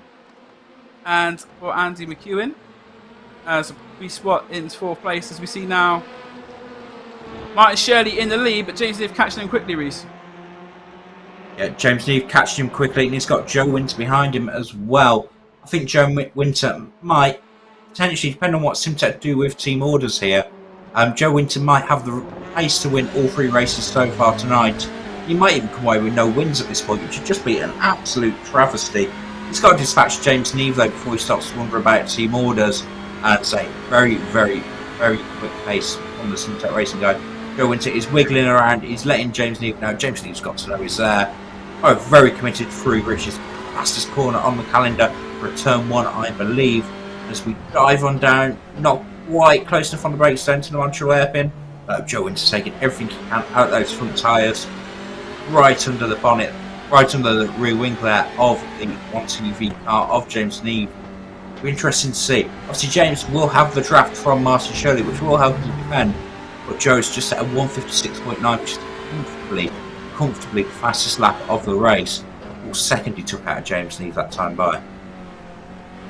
Joe Winter, a man on a mission at the moment. Interesting comment you made there about the fastest corner, fastest turn 1. I think the only circuit that may sort of rival the Snetterton Riches potentially Cops on the national circuit at Silverstone. That's another one taken at quite high speed. But as you say, one of, if not the fastest turn 1s in the British Sim Racing Touring Cars calendar. And as we saw there, Andy McEwen making it work around the outside on the first lap. It is an overtaking opportunity. If, to use your words, you had the minerals to do it, which Andy certainly did. I've had a bit of trouble further on, but it looks like now he is putting the car of Reece Watt under pressure for the final, well, not for final podium place. Of course, got the 3 drivers here. As defensive there from Martin Shirley, going through Nelson. James Neve close enough where he could make a move, but I don't think Nelson was quite where he would do it. But James Neve, you can tell visibly, looks like he is taking the better lines at the moment. It just seems to be a little bit wide of the apexes. Martin Shirley last couple of corners, though James Neve does not get that. That's exactly what I was telling you about Coram there. You see, you are, especially in that situation, you are on the brakes before you even get to the straight section, and that can really compromise you. As we see James Neve in second place, Joe Winter in third. Sorry for the brief technical glitch there. But as we saw in the first race, it looks like we got 3 cars fighting it out for the lead again in this one. Yeah, and again, it's 2 Simtek cars. This time, instead of the 88 Tech car of Lee Holmes, he's having a bit of a shocker here in race 3. He's back in P12. Got the Year 1 TV car of James Neve in the middle. He's in the sandwich. He's in a Simtek sandwich right now. And you say, not looking like he's enjoying being the meat too much. As it looks like Joe Winter might even be having half a look at the inside into Palmer. No dice at the inside of that, especially in a front-wheel drive car like we've got. But again, he'll have a great run down into Agostini now. This is definitely looking like Joe Winter's race to lose so far. As he dives down the inside, not quite. Flat us to deceive on that camera angle there. I thought we'd got a move 4P2 just there down. 4 laps to go. This is going to be great action all the way to the end. I can just tell. Another driver on the move, Andy McEwen. He's gone past Reece Watt. I think that was either Rich's or on the Wilson hairpin. But what that meant is that he's now released himself and to the tune of 7/10 of a second already. So Andy McEwen does have clear pace in this third race of the evening. He is actually only about 2.5 seconds behind, 2.6 behind Joe Winter. So if James Neve plays tactically and strategically holds up Joe Winter potentially through some of these corners, it could allow Andy McEwen to catch up. But also, I think Martin Shirley, this is another driver where Snetterton maybe isn't his best circuit. We haven't seen him as near the front as we have in previous meetings. So depending on the pace of these 3 drivers, Andy McEwen could inch himself ever closer towards the end of the race. As we now go towards the final third, we've already had just under 10 minutes of action here in Norfolk as we see the car of James Neve trying to catch up to Martin Shirley, but that's a great exit there from Joe Winter, and this could be where the move is made. He is inching ever closer to the back of the Year 1 car, is Joe Winter. And Joe Winter, who's had 2 podium finishes, 2 second places, lets it get down the inside. We see how strong he is on the brakes. Thinks better of it, pushes James Neve wide though. Psychologically, he has got inside James Neve's head a little bit there, because what he'll do, that's what I thought he'll do. He'll go for the inside line. Neve tries to brake late, not going to do it. Pushes him wide, put Joe Winter up into second place. Simtek Racing 1-2, and that from Joe Winter. I think he planned that move 3 or 4 corners there in advance. Beautiful setup. You saw how much confidence he's got. He took a bit more room coming out of Murray's on the exit, gave him the run into Rich's, and he just showed his nose. He did that kind of mental overtake that we've heard Andy McEwen talk about.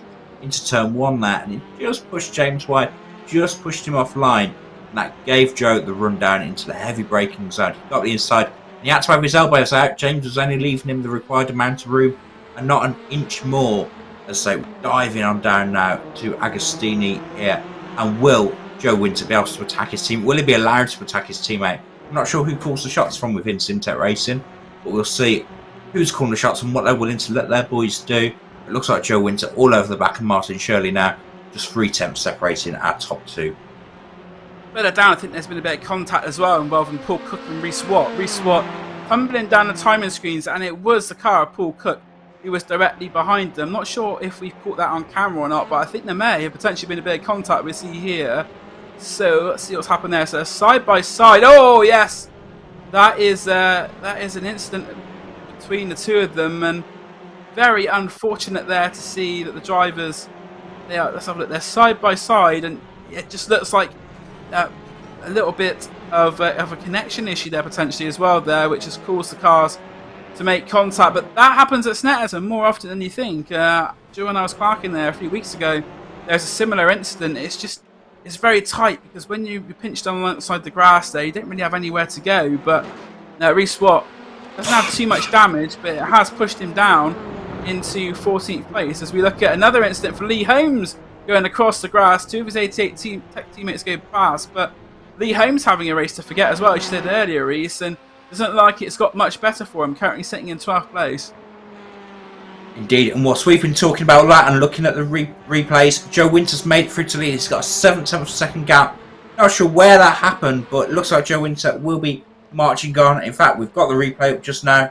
So this is down into Murray's, I believe. So you've got Joe Winter in P2. Looks like Martin Shirley just got on the grass on the exit. Now there's Joe Winter through with a great run down the start-finish straight. He's got a bit more speed, and then he'll complete that move into Rich's.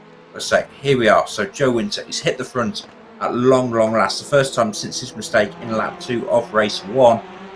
We're kind of expecting him to march on away at this point. Will James Neve be able to do anything at all about Martin Shirley? Still plenty to play for on the podium as we run on down towards Brundle for the 7th time. Quite the sharp mood there ready for Joe Winter. Martin Shirley had made that mistake.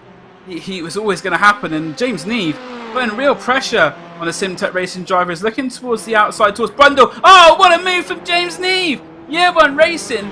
Although Joe Winter, very wide, the Year 1 Racing drivers putting off some fantastic moves. I said earlier in the night that potentially a move could be made going into Brundle. James Neve shows how it's done. That was a fantastic overtaking move. Not sure if Martin Shirley would have seen it coming, although they were side by side going down the Bentley Straight. But James Neve later on the brakes, forces it round the outside. And that is a beautiful move from the Year 1 driver, up into 2nd place. Drops Martin Shirley to 3rd, but Martin Shirley, of course, is still leading the Prime class. You see a car there going wide in the background on the exit of Murray's, but Martin Shirley still leading the Pro-Am class. But what it's done is release James Neve towards Joe Winter. But Joe Winter, as we said, he's been the bridesmaid, never the bride so far this evening. He's had 2 second places. And I don't want to put the curse of the commentator on, because I think he'll give me some rather evil looks in the interview after. But Joe Winter currently on track to look like taking victory. We are on the final lap now. The clock will be ticking down to 30 seconds to go, so they will get the checkered flag this time by. And in this race, it looks like Joe Winter has taken the lead just when he needed to. And as it stands at the moment, it looks like he may. We've got about 3/4 of a lap to go, so I'm not going to say it too soon, but he's put himself in a really good position. Indeed, yes. Really dominant performance from Joe. He's looked class of the field all night. Looking back down, so Reece White managed to pass Fiona Siddons for P13. But looking for some there, that's the closest battle on track at the moment I can see. Yeah, Joe Winter, a very strong performance from him tonight so far.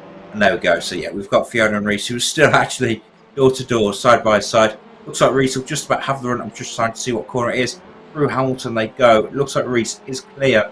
Fiona will potentially get a run down into Brundle, so we'll see how this one shakes out. Obviously make sure that we don't miss Joe Winter across the line as well. Yeah, so Joe Winter is out of Nelson for the 8th and final time in this race. Goes down the bomb holes, you say, compression there. One of the more trickier corners in real life, because he goes around Coram, the long right-hander. You'll then tap on the brakes, Go through Murray's. Go a little bit wide there, not too wide though, although he does kick up a bit of dirt there, Joe Winter. But he gets out of the corner successfully. Get his foot down to the line. You'll see the checkered flag. Third race of the evening goes to Joe Winter, 2 second places. Finally takes the top step. James Neve in second place and third, rounding out the podium, and a Pro-Am win for Martin Shirley. Andy McEwen in fourth place for Year 1 racing. 2 Year 1 drivers in the top 4. Fifth goes to championship leader Paul Cook, with Craig McDonald second in Pro-Am in sixth. And it looks like in seventh place is Chris Warner in the Simtek racing car. Ian Manners eighth. And our AM winner is Luke Jones. So it is another victory for JW Motorsport. It was Reece Watt taking the first 2 victories, and then Luke Jones taking the third AM victory of the night for the Audi. So the JW team has so far locked out the wins in AM. Just as Simtek Racing have done in Pro. Joe Winter taking what is, I'd say, a very deserved victory there in race 3. Yeah, fantastic racing throughout the field. Really starting to heat up here at Snetterton. And what a move from Andy McEwen at the start. That's got to go down as move of the night so far. Though closely contended by James Neve. What a stunning move that was. Around the outside of Brundle. And the tricky thing is, obviously, you're going around the outside. It's a slightly longer route. It's so much harder to get the car stopped for Nelson. But didn't seem to stop James Neve. Full of confidence just there. We'll be heading back to the studio in just a moment. We've got the overtake, actually. Before we cut back to the studio, let's have a look. See if we can have a look at the replay just there of Andy McEwen at the start. So he starts in P4, gets a great run. He's in the C3. We can ride on board with Andy. He goes to the outside. He'll get a spot call for 3 wide just here. And just with pure confidence. He gets a nudge in the middle as well, just for good measure. Kicks it out sideways. Superior car control though. And he covers the inside off for the Montreal hairpin just there. And that is Andy McEwen up into P2 from P4. What a run for him from the start there, Dan. Fantastic move by Andy. As you say, one of the moves of the season for the fast the first corner goes. And in general, as you see, 3 wide. There's a little nudge there, which would have unsettled the car. Andy did well to keep it under control. And then he was able to make it stick, and he got into Wilson in second place. So a great move there from Andy McEwen. And then James Neve's like, hold my beer, anything you can do, I can do just as well. And going through Brundorf, that was a very impressive move. In some respects, maybe even on the par with Andy McEwen's, because that section of the circuit, going through Brundle and Nelson, you have much less time to react and to get around the corner. So a very good move there, very decisive from James Neve on that one. Fantastic racing from both drivers, and fantastic racing for cars being overtaken as well. Works both ways. You've got to have the trust of the cars you're racing around to be able to pull off moves like that. Now, I think we'll just be gearing up ready. We'll be limbering up our spinning arm for the Wheel of Fortune here for race 4, for our final race of the evening already. Blinking, you'll miss it tonight. The TCR cars are providing great entertainment. Time flies when you're having fun. And there we go. Graham Sesswood has got the wheel. He presses the magic button. Who is he going to make happy this time? Looks like it is going to be 8th place, which means it's a second reverse grid pole of the night for Ian Manners in the Hyundai Veloster. But alongside him is going to be Chris Warner. And Chris Warner already taken 1 victory this evening. And I think Chris Warner will be licking his lips with anticipation. A front row start for the final race of the evening. Craig McDonald and Paul Cook on the second row as well, with Andy McEwen and Martin Shirley on row 3, and James Neve and Joe Winter on the 4th row. So you've got a Simtek car there on each of the first 4 rows. As I see our podium for race 3, in first place is Joe Winter with James Neve in second, and Martin Shirley in third. Winter winning the Pro Class and Shirley leading the Pro-Am. In 4th place is Andy McEwen, with Paul Cook rounding out the top 5 in 5th place. Craig McDonald is 6th and 2nd in Pro-Am, with Chris Warner in 7th. Ian Manners 8th, Luke Jones 9th, and rounding out the top 10 was Craig Shield. In 11th place, just outside the top 10, is Glenn Humberston with Lee Holmes in 12th. Reece Watt 13th, Fiona Sinders 14th, and Chris Dixon bringing home the 15-car field in 15th place. All 15 drivers classified and were eligible for the reverse grid. But that went to the driver in 8th place, Ian Manners. And I believe we have an interview ready to join us in the commentary box. I reckon it could be a very happy Joe Winter, but we'll find out very shortly. when we get to our interview, it is Joe Winter himself, the winner of race 3. Joe, the third attempt, you've had 2 podiums in second place. You've only gone and got the big one in the third one. How was that for you? Yeah, good race. Coming back from, I think, started at P11, so I knew it was going to be tough. It's quite a difficult track to overtake on as well, so managed to make up a few places on the first lap, and then Andy McEwen got a slowdown at one point, which helped me get through, and then had a good battle with James Neve, and managed to take him on the first hairpin on the inside, and then it was going to be formation flying, but unfortunately Martin dipped out onto the grass, and I took the place there. So, and then we were trying to maintain that 1-2, but unfortunately James got through, and I just caught the end of the broadcast there, and apparently it was quite a brave move around the outside. So fair play to him. But yeah, good result. Happy with that. For a team as well, as I say, it's a third win for the team as well. Simtech. I said before the stream, sort of before the start of the broadcast, that Simtech Racing could have all 4 wins tonight, and we've got Chris Warner on the front row for the next one as well. So it looks like there is at least a decent chance that you could take all 4 wins in this evening, and that would be a new BSR TC record for this season. And we haven't had a single team take all 4 victories yet in one evening, and it looks like Simtech Racing at the moment just going from strength to strength at the moment. Yeah, we're a strong team. I think we complement each other well. We all get on as well, which is part of the battle. So we enjoy practicing together and all that sort of stuff. So and it helps, Chris is quick, Paul's very quick as well. Yeah, I've got to say, if I was to have a favourite on the next race, then I'd probably be putting my money on Chris starting from that front row. Yeah, so just the session's just up, so I'll let you go. 8th place, what's your prediction then for this one? How far do you think you can get? Second reverse was 8, and I started in the same position. Well, no, one further forward, but same row. So hoping for much the same. If I can get up into the podium again, I'll be a happy man. Thank you very much, Joe. Good luck for that one, and we'll speak to you after this one. Cheers, guys. So there we are. That is Joe Winter looking as cool as ever, happy with that first win. And what I gained from that is sort of, I think what they have at Simtech Racing is sort of like a policy where they don't fight each other, but if a mistake's made, that's when sort of the truce is off and the move is able to be made. And it proved in that race as well. So Martin Shirley going wide into Murray's, that was all the invitation Joe Winter needed. Once he was passed, there was no stopping him. He was on his way to victory. Yeah, I'm just hearing Graham Sessford furiously writing down notes in my ear about keeping teammates from fighting, actually. Because it's one thing we've not quite mastered yet at year 1. I remember racing yourself, Dan. It was always nice and hard fought wheel to wheel. So, yeah, not sure every team employs the same strategy, but it's one that's yielding a lot of points for Simtech here. Not just individually for the drivers, but also in the team's championship. Joe Winter is on a roll. He's won 1 race tonight. He's got 3 podiums so far.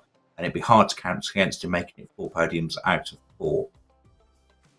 Yeah, so we're going to go to a short break before we go to round 4. Get a cup of tea, get a biscuit, get yourself comfortable. It's time for the final race of the evening after this short break.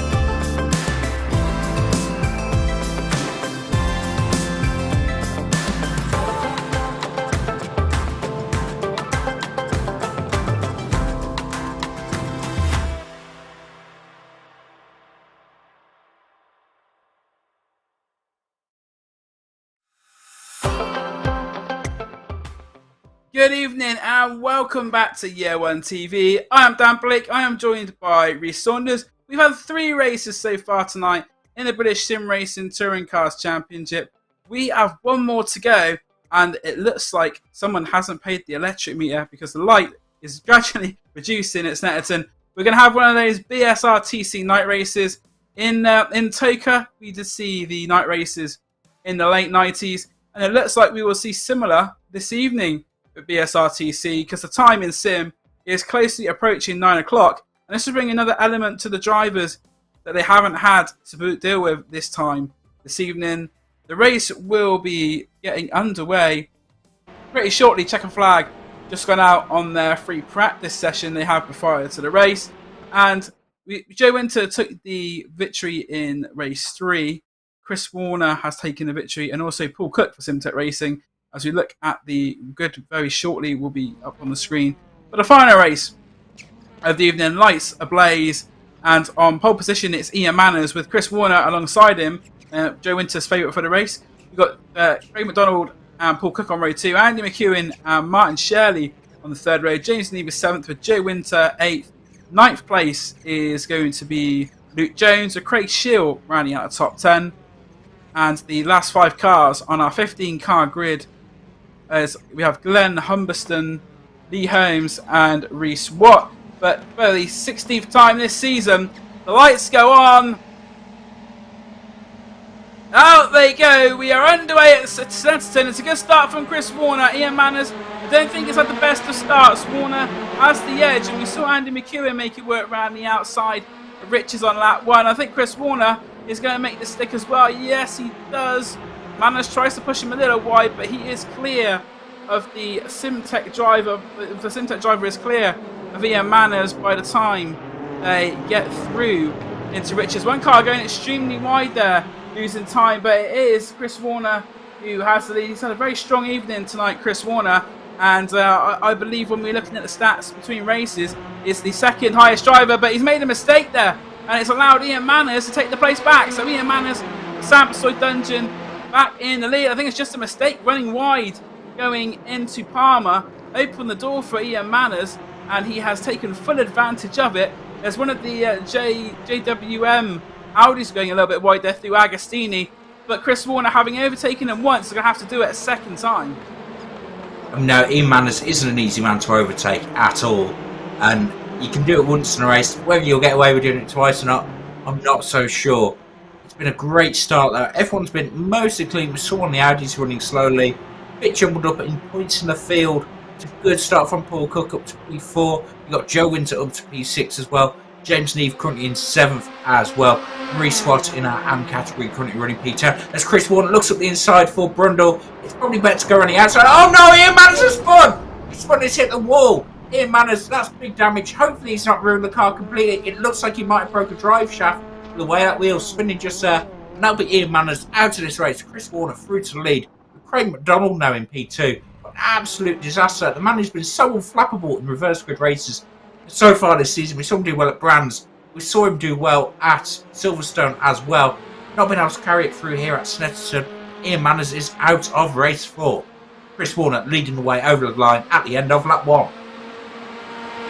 You're side by side with Warner, and I think it was just a case of it was pressure. He didn't sort of know what happened, and that is something that I've seen happen in real life at Snetterton as well. If you get onto that outside, going through Brundle, if the corner at Nelson comes quicker than you think, and what's potentially happened there is that Manners has taken too much speed into Brundle trying to defend against Warner, and then when he's got in towards Brundle or Nelson, he has lost control of the car. But what that has done is release Chris Warner into the lead. As we'll have a look again at the replays to see down the Bentley straight. Yeah, Manners breaking a lot later, and I think, as I say, he's just carried too much speed there. The back end stepped out, and then a hard hit with the front right suspension. Yeah, a loose wheel there.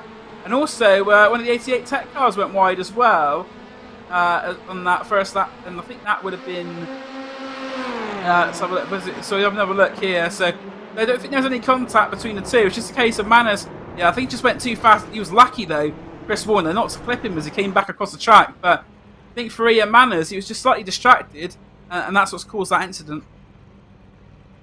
Absolute disaster there for the Samsoy Dungeon driver. That being said, We are already 3 and a bit minutes into this race right here. Chris Warner is sprinting away, but look who he's got behind him. We've not seen him ghost on through, so we're looking at some action replays. But it's Joe Winter in P2, the man of the day so far for me at least. We've got Paul Cook in third, so it's currently Simtech Racing 1, 2 and 3. The second time tonight, really strong performance. In fact, it's Simtech Racing 1, 2, 3, 4, because Martin Shirley's just made it past Craig McDonald as well. Really strong performance from these lads tonight. Very, very awesome performance by them. So the Simtech Racer, I said they may have a chance of 4 at the start of the evening, and it could look like that is what transpires, but who will it be that takes the victory? Chris Warner has taken the victory, Joe Winter has taken the victory, and Joe Winter and Chris Warner, I think, are very close in pace as Warner makes the fastest lap there, 1:57.847. But Winter, in the space of 2 laps, has made up 6-7 places up. He is up from what was 9th place at the start, all the way up into 2nd place. So he's got Paul Cook in 3rd place, Martin Shirley in 4th for these Pro-Am. 5th place is Craig McDonald, the first non-Simtech driver into 5th place. And the Year 1 drivers not have had the best of the first lap. James Neave 6th and Andy McEwen in 7th place. And in 8th place is the TAC 88 car of Lee Holmes. We saw earlier in the night Lee Holmes not having the best of races, but still running in 8th. And currently leading our AM class is Luke Jones for LW Motorsport, with Glenn Humberstone 2nd and Reece Watton 3rd. So we see quite a gap between Luke Jones and Glenn Humberstone in the AM class, to the tune of 3.5 seconds, as Luke goes very wide though, going through Hamilton. You have to be careful. We have seen tonight drivers have problems with slowdowns where they're taking too much of the track limits and being punished for it. So Luke Jones will have to be careful not to take too much of the track there, but at the moment he looks like he's in a good position for the AM victory if he carries on the way he is.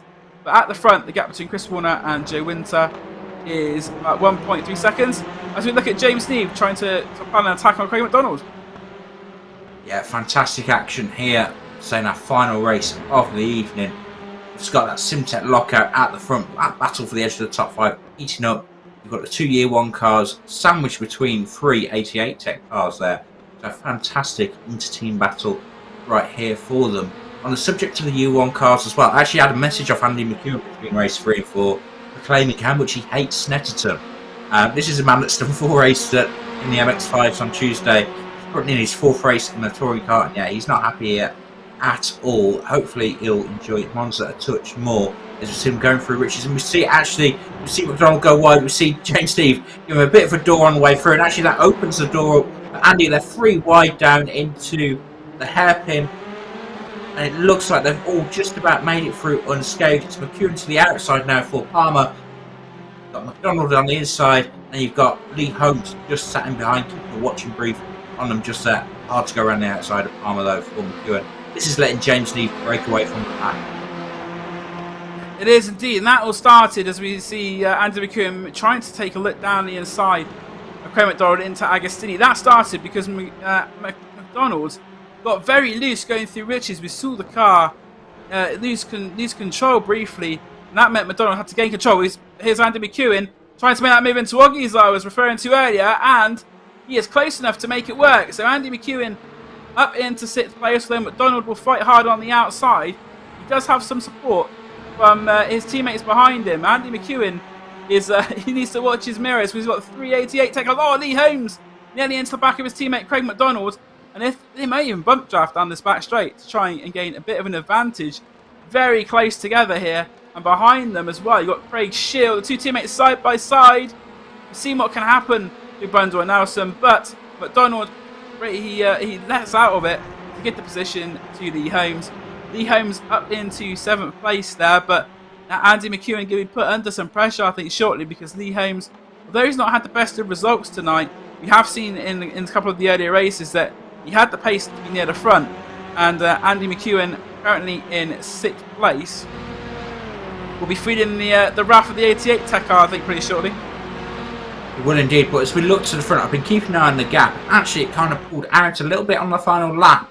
Chris Warner did a 56.6, which in these cold, dusky conditions Remind me very much of the 60th anniversary touring car race they held around here a couple of years ago. It looks like Chris Warner has plenty of pace in hand, almost 4 tenths quicker than Joe Winter last time by. Both drivers in the 56s though, showing great speed. But it looks like it's going to be Simtek shutout at the field. Yeah, Chris Warner already taking one victory this evening. Looks like that was in race 2, but Chris Warner looking like that he may be able to double up, or race 1 even, where Chris Warner took victory.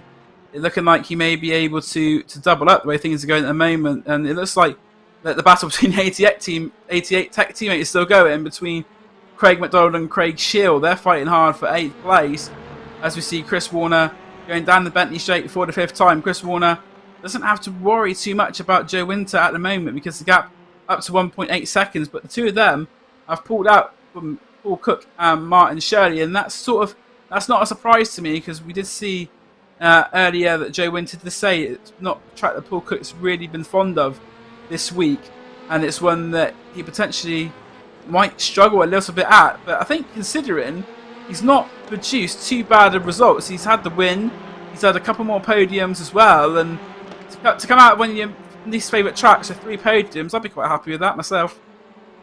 Indeed, I mean, Andy McEwen, as I say, messaged me 2 races telling me how much he dislikes Snetterton. He's not had the same success as Paul Cook, so it's a difference. It's been, it's the old Manchester United way of being better than the other teams, even on your worst day. So Paul Cook, I think he'll be quietly quite happy with that. He's got his teammate for company as well. Then you've got James Neve charging him behind as well. James Neve's performed very well tonight, I think. Very consistent in the Year 1 car too. But 3 laps to go on this evening's festivities. And again, the gap at the front are very tight. Less than half a tenth between them on the last time by. Doesn't look like Joe Winter can make those inroads. James Neve on the attack as well there. Saw him jinking left and right to try and get past Martin Shirley. And Martin Shirley, though, does lead the Pro-Am class by quite a margin. He has a gap of about 5 seconds to Craig McDonald. But James Neve fighting hard to try and break the Simtek Racing 1, 2, 3, 4 that they currently have at the front of the field. I think that'll be a record as well. I don't think we've seen the 1, 2, 3, 4 this season. We've seen the 1, 2, 3.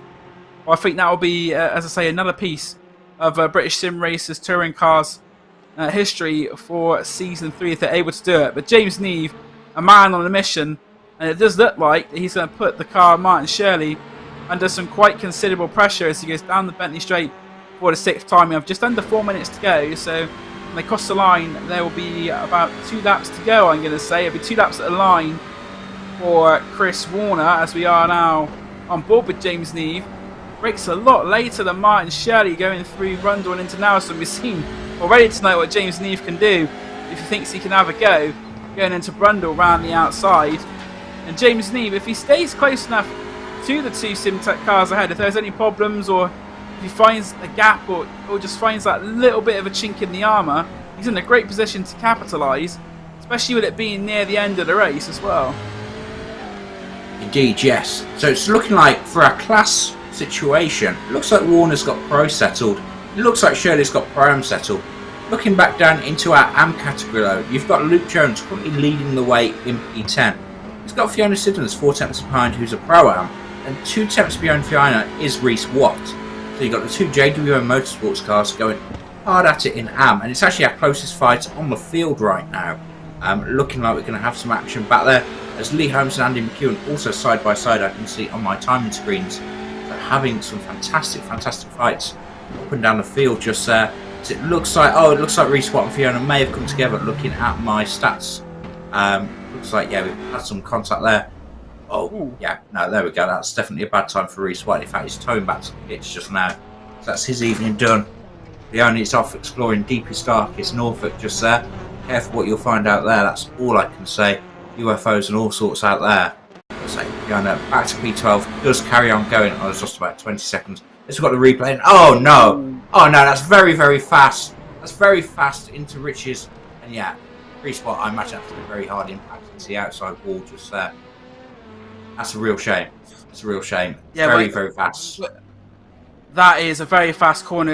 If you have a an instant there. I'll use the phrase, there's Norfolk in chance to be saving it with contact there, because that is a very high-speed area of the track, and both cars with considerable damage, and that will hamper Reese Watt quite a bit. As you say, he was second in the AM class and has been trying to claw back the problem he's had in the with missing a round of the championship, trying to claw back as many points as possible.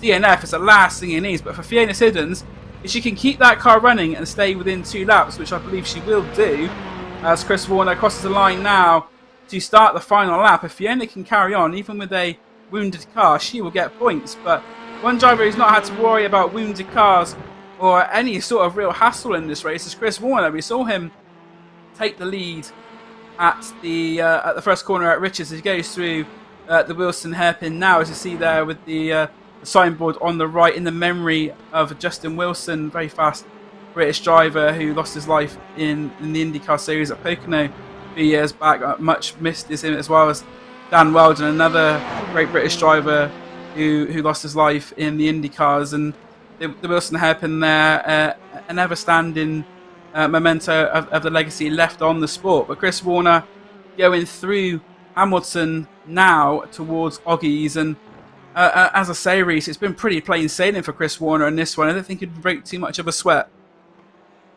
As you say, Dan, yes, been very, very strong just there. Chris Warner keeping Joe at bay. In fact, he's got him covered. It's 2 seconds back, and it's 6.3 seconds back to Paul Cook. Paul will be furiously pounding laps out at Monza, I know, trying to recover this deficit. Totally different circuits, totally different layouts just there. But we're on board with Chris Warner as he ducks under the bridge into Brundle for the final time this evening. Final time in race 4. Through Nelson they go. And yeah, all in control. It's very much cruise control just here for the Syntec guys. Lights taking on over as they head through the bomb hole. And then it's down to Coram. Tricky braking zone, as we've talked about. In fact, we talk about Paul Cook and having an off night. He's made a mistake. Paul Cook's off. Paul Cook's down to P6 right now. Martin Shirley up to P3. Andy McEwen in P4. James Neves gone. We'll have a replay at the end of the race. But here we are. Chris Warner takes the win in race 4. Wins BSR TC at Snetterton. Joe Winter in P2. With Martin Shirley rounding out a Syntec lockout in P3. And then it's Andy McEwen in P4. I can hear apologies in game DOMs. So we'll have a replay just in a second, which Dan will bring to you. But we've got Craig McDonald.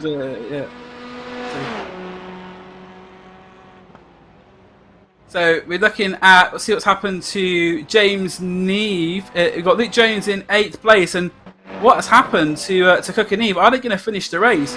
Are they damaged? I think they are. Let's have a look. Fiona Siddons is going to come round in 10th place, and it looks like that we will lose. Here's a replay, see what happens. So it's going through ball.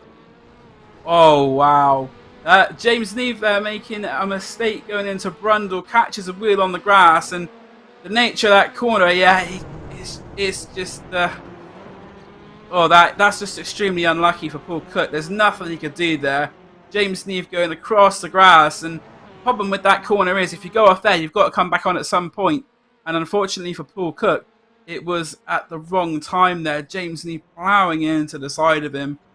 But the good thing is, if there is a good thing to take out of the situation, is that with the fact that it was on the final lap, it means that both drivers will still be classified in the order, of course. And that means that Paul Cook's record of no DNS will still stand, but it was very close to be taken there. Yeah, that'll be his worst finish of the season with a P12. I believe he was classified in the end. Absolute disaster. Not a lot Paul Cook did wrong. Again, not a lot James Neve did wrong there, actually. He just got a little bit out of shape. I think he got excited behind Martin Shirley. Ran wide, and the moment he was on the grass, he was on the passenger to a very, very large accident just there. What a night of racing these guys have delivered. Chris Warner with 2 wins, Joe Winter with 1, and Paul Cook with a 4th win as well for the Syntec team. We're just having a look at some stats for you just now, but Syntec Racing are definitely the team of the day, that is for sure. It'd be interesting to see what that's done in terms of the championship of weather course, with Paul Cook finishing 12th, and Martin Shirley in 3rd. They've been sort of pretty nip and tuck during this course of the season, and we saw Martin Shirley have a bad race sort of earlier on when he made the mistake down at Oggies, finishing sort of 11th and 12th. And it's interesting to see the dynamic between these two teammates. They are not able to shake each other off, and that's despite the fact, remember, of course, that Martin Shirley is ranked in the series as a Pro-Am driver. So Martin Shirley really sort of put in the pro in Pro-Am with his performances in the first 4 rounds of the season, and he's got to be the favourite for at least the Pro-Am Championship at the moment. But some of his competitors, like Luke Pullen, was missing tonight as well. Luke Pullen, the driver who on his day can fight with Martin Shirley. Also Ian Manners as well. We've seen him fighting it out with Martin Shirley. So it might not be fully over for Martin Shirley, but I do think at sort of this early stage in the season, Martin Shirley really is sort of putting his stamp on that Pro-Am Championship already, even with just sort of 4 meetings to go. As we see the podium there, it is Chris Warner, second winner of the night. Joe Winter takes second place, and that is a clean sweep of podiums. And Martin Shirley in 3rd place as well. So Simtech Racing 1, 2, 3 yet again, and behind them in 5th place is Lee Holmes. Craig McDonald was second Pro-Am, with Craig Shield second. He rounds out the Pro-Am podium. 8th overall, and taking the Amvich was Luke Jones, with Glenn Humberstone in 9th place. And despite the problem that Fiona Siddons had, we saw her had that high-speed incident with Reese Watt going into Riches. She takes the final place in the top 10 with 10th place. 11th was Chris Dixon, and then the big story in the final lap was that contact between Paul Cook and James Neve. They finished 12th and 13th. They will take the classification for finishing a lap down. Also, Reese Watt being 2 laps down as well. I think 2 laps down though is enough for you to take the points. So Reese Watt, unfortunately, is unclassified. And we didn't see what happened to Ian Manners as well. Ian Manners looks like, yes, we did. Of course he did. Yeah, first, Ian Manners with the incident. So much action going on. Vaguely slipped my mind, but yeah, Ian Manners with the incident in the first lap was a non-finisher as well. So we, as I say, that is 16 rounds done at the British Sim Racers Touring Car Championship, and we're going to have a look now to see what impact this has had on the championship. And there we go. Paul Cook does have the lead in the championship, and it is actually quite a healthy margin. He has by my maths, 88-point lead over Martin Shirley, who is second. Lee Holmes up into 3rd place. He's been a big winner from tonight. He was coming into the evening tied for 5th place. James Neve is 4th. Craig McDonald in 5th. Ian Manners 6th. And our top AM driver is Luke Jones, who is in 7th place. Andy McEwen 8th in the championship. 9th is Luke Pullen. And despite missing two meetings, Joe Winters 4 podiums tonight see him up into the top 10 on 743 points. And as you see, 11th is Chris Warner. He is on 733 points. Glenn Humberson 12th. Craig Shield 13th. Fiona Siddons in 14th. Alistair Hatcher 15th. Wayne Douglas 16th. Those 2 drivers did not race this evening. Reese Watt in 17th place. And that missed result in the final race will be very disappointing for him. Chris Dixon as well. He took 4 finishes this evening. So a good consistent nights racing for Chris Dixon to take 4 finishes. He's 18th in the championship. Rob Jackson is 19th, and Shazay Fitzpatrick is in 20th place. And we have our 23 drivers, Andy Slocum, Mark Oliver, and Kip Stevens, who have entered the championship. Jason Cooper is entered, but hasn't shown up yet. And if he does show up later this season, I think he'll be another one fighting near the front. Jason very quick. Yeah, whatever you put him in, really, in both real life and on the sim. So we do have, it looks like, one final interview. Reese, I think I'll leave it over to you. You can lead this time with Joe Winter. Hello, Joe. Well done again. You talked about being back up towards the podium places. P2 there. Did you have any pace in hand, or was that what you'd got when it came against Chris?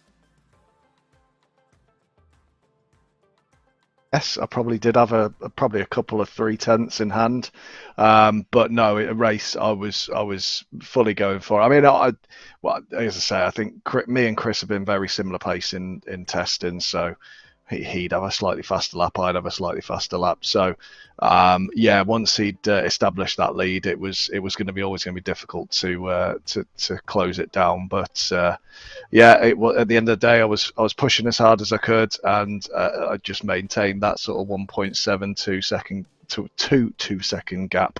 So that was there was no team orders there. I was trying as hard as I could to catch him. Regards to championship, Joe, I've got a quick question for you actually. So you've got 700 and something points right now, and Paul Cook has just over 1,300. You've had 4 races. You've missed 2 of them each meeting, so you've got more than half of his points, even though you've missed half the races. So do you actually feel like, in a way, you're almost net championship lead? Because that extra week off I've got is looming over me, and I think that's really going to put paid to any real chance of winning the championship. But I'm gonna try as hard as I can. I'm hoping, I know that Paul's going to miss a week or 2 hit them with holiday as well. So it's just going to be a maximize what I do when I'm here, like tonight, and who knows, it's just going to be a very much a case of just trying to get the best result every race that I'm available for, and hopefully get somewhere near the top. You've been doing a great job of that so far. You've started 8 races. You've got 7 podiums. Your worst race result so far this season is a P5. It's been incredible consistency. It's a cheeky question because I don't want you to give too much away to your competitors, but how much practice are you guys putting in a week in lead up to these events? It varies, obviously, due to availability. I would say this week, because I didn't know the track at all, I had to buy it specifically for this round. Never raced here before, so I bought it a couple of weeks ago. And on the weekend between the 2 weeks I missed, when I was back at home, I did maybe an hour or 2 just to get round it and figure it out a bit. And then last week we were probably practicing every other night from Saturday night onwards. So probably about 3 or 4 evenings of a couple of hours, say, give or take, with stopping and that. So it's what I like to do. I don't like racing if I'm not competitive. It annoys me. So I'll always practice as hard as I can to try and be at the pointy end of the field. And there we are. That's a great insight there, Joe. And it just goes to show practice is important. I think maybe we could have a quick look just at the calendar just before we go. Next week we'll be at Monza for round 5 of the championship, before heading on to Knockhill. And that'll be the round that I missed this year, I think. Actually, I think I'll be in Germany for that one myself. And then it's Alton Park, Donington Park, the Grand Prix layout, opposed to the National one. And then you've got Silverstone National. And then it's Brands Hatch for round 10 on the Grand Prix loop. I'm going to hand you over to Dan, though, but say thank you very much from me this evening. And thank you to Joe as well for dropping in for the interviews. So there we go. It has been an enthralling night of racing in Norfolk, but what we have seen is Simtech Racing take 4 wins out of 4, and Paul Cook further strengthen his lead at the top of the Pro Championship, and Martin Shirley also take more points in his quest for Pro-Am glory. I'm Dan Blake. That is Rhys Saunders alongside me as well. Thank you very much tonight for your input, Rhys. A fantastic display as per usual from yourself, and we will see you next Thursday. Keep safe. And we'll see you, as I say, at the same time next week.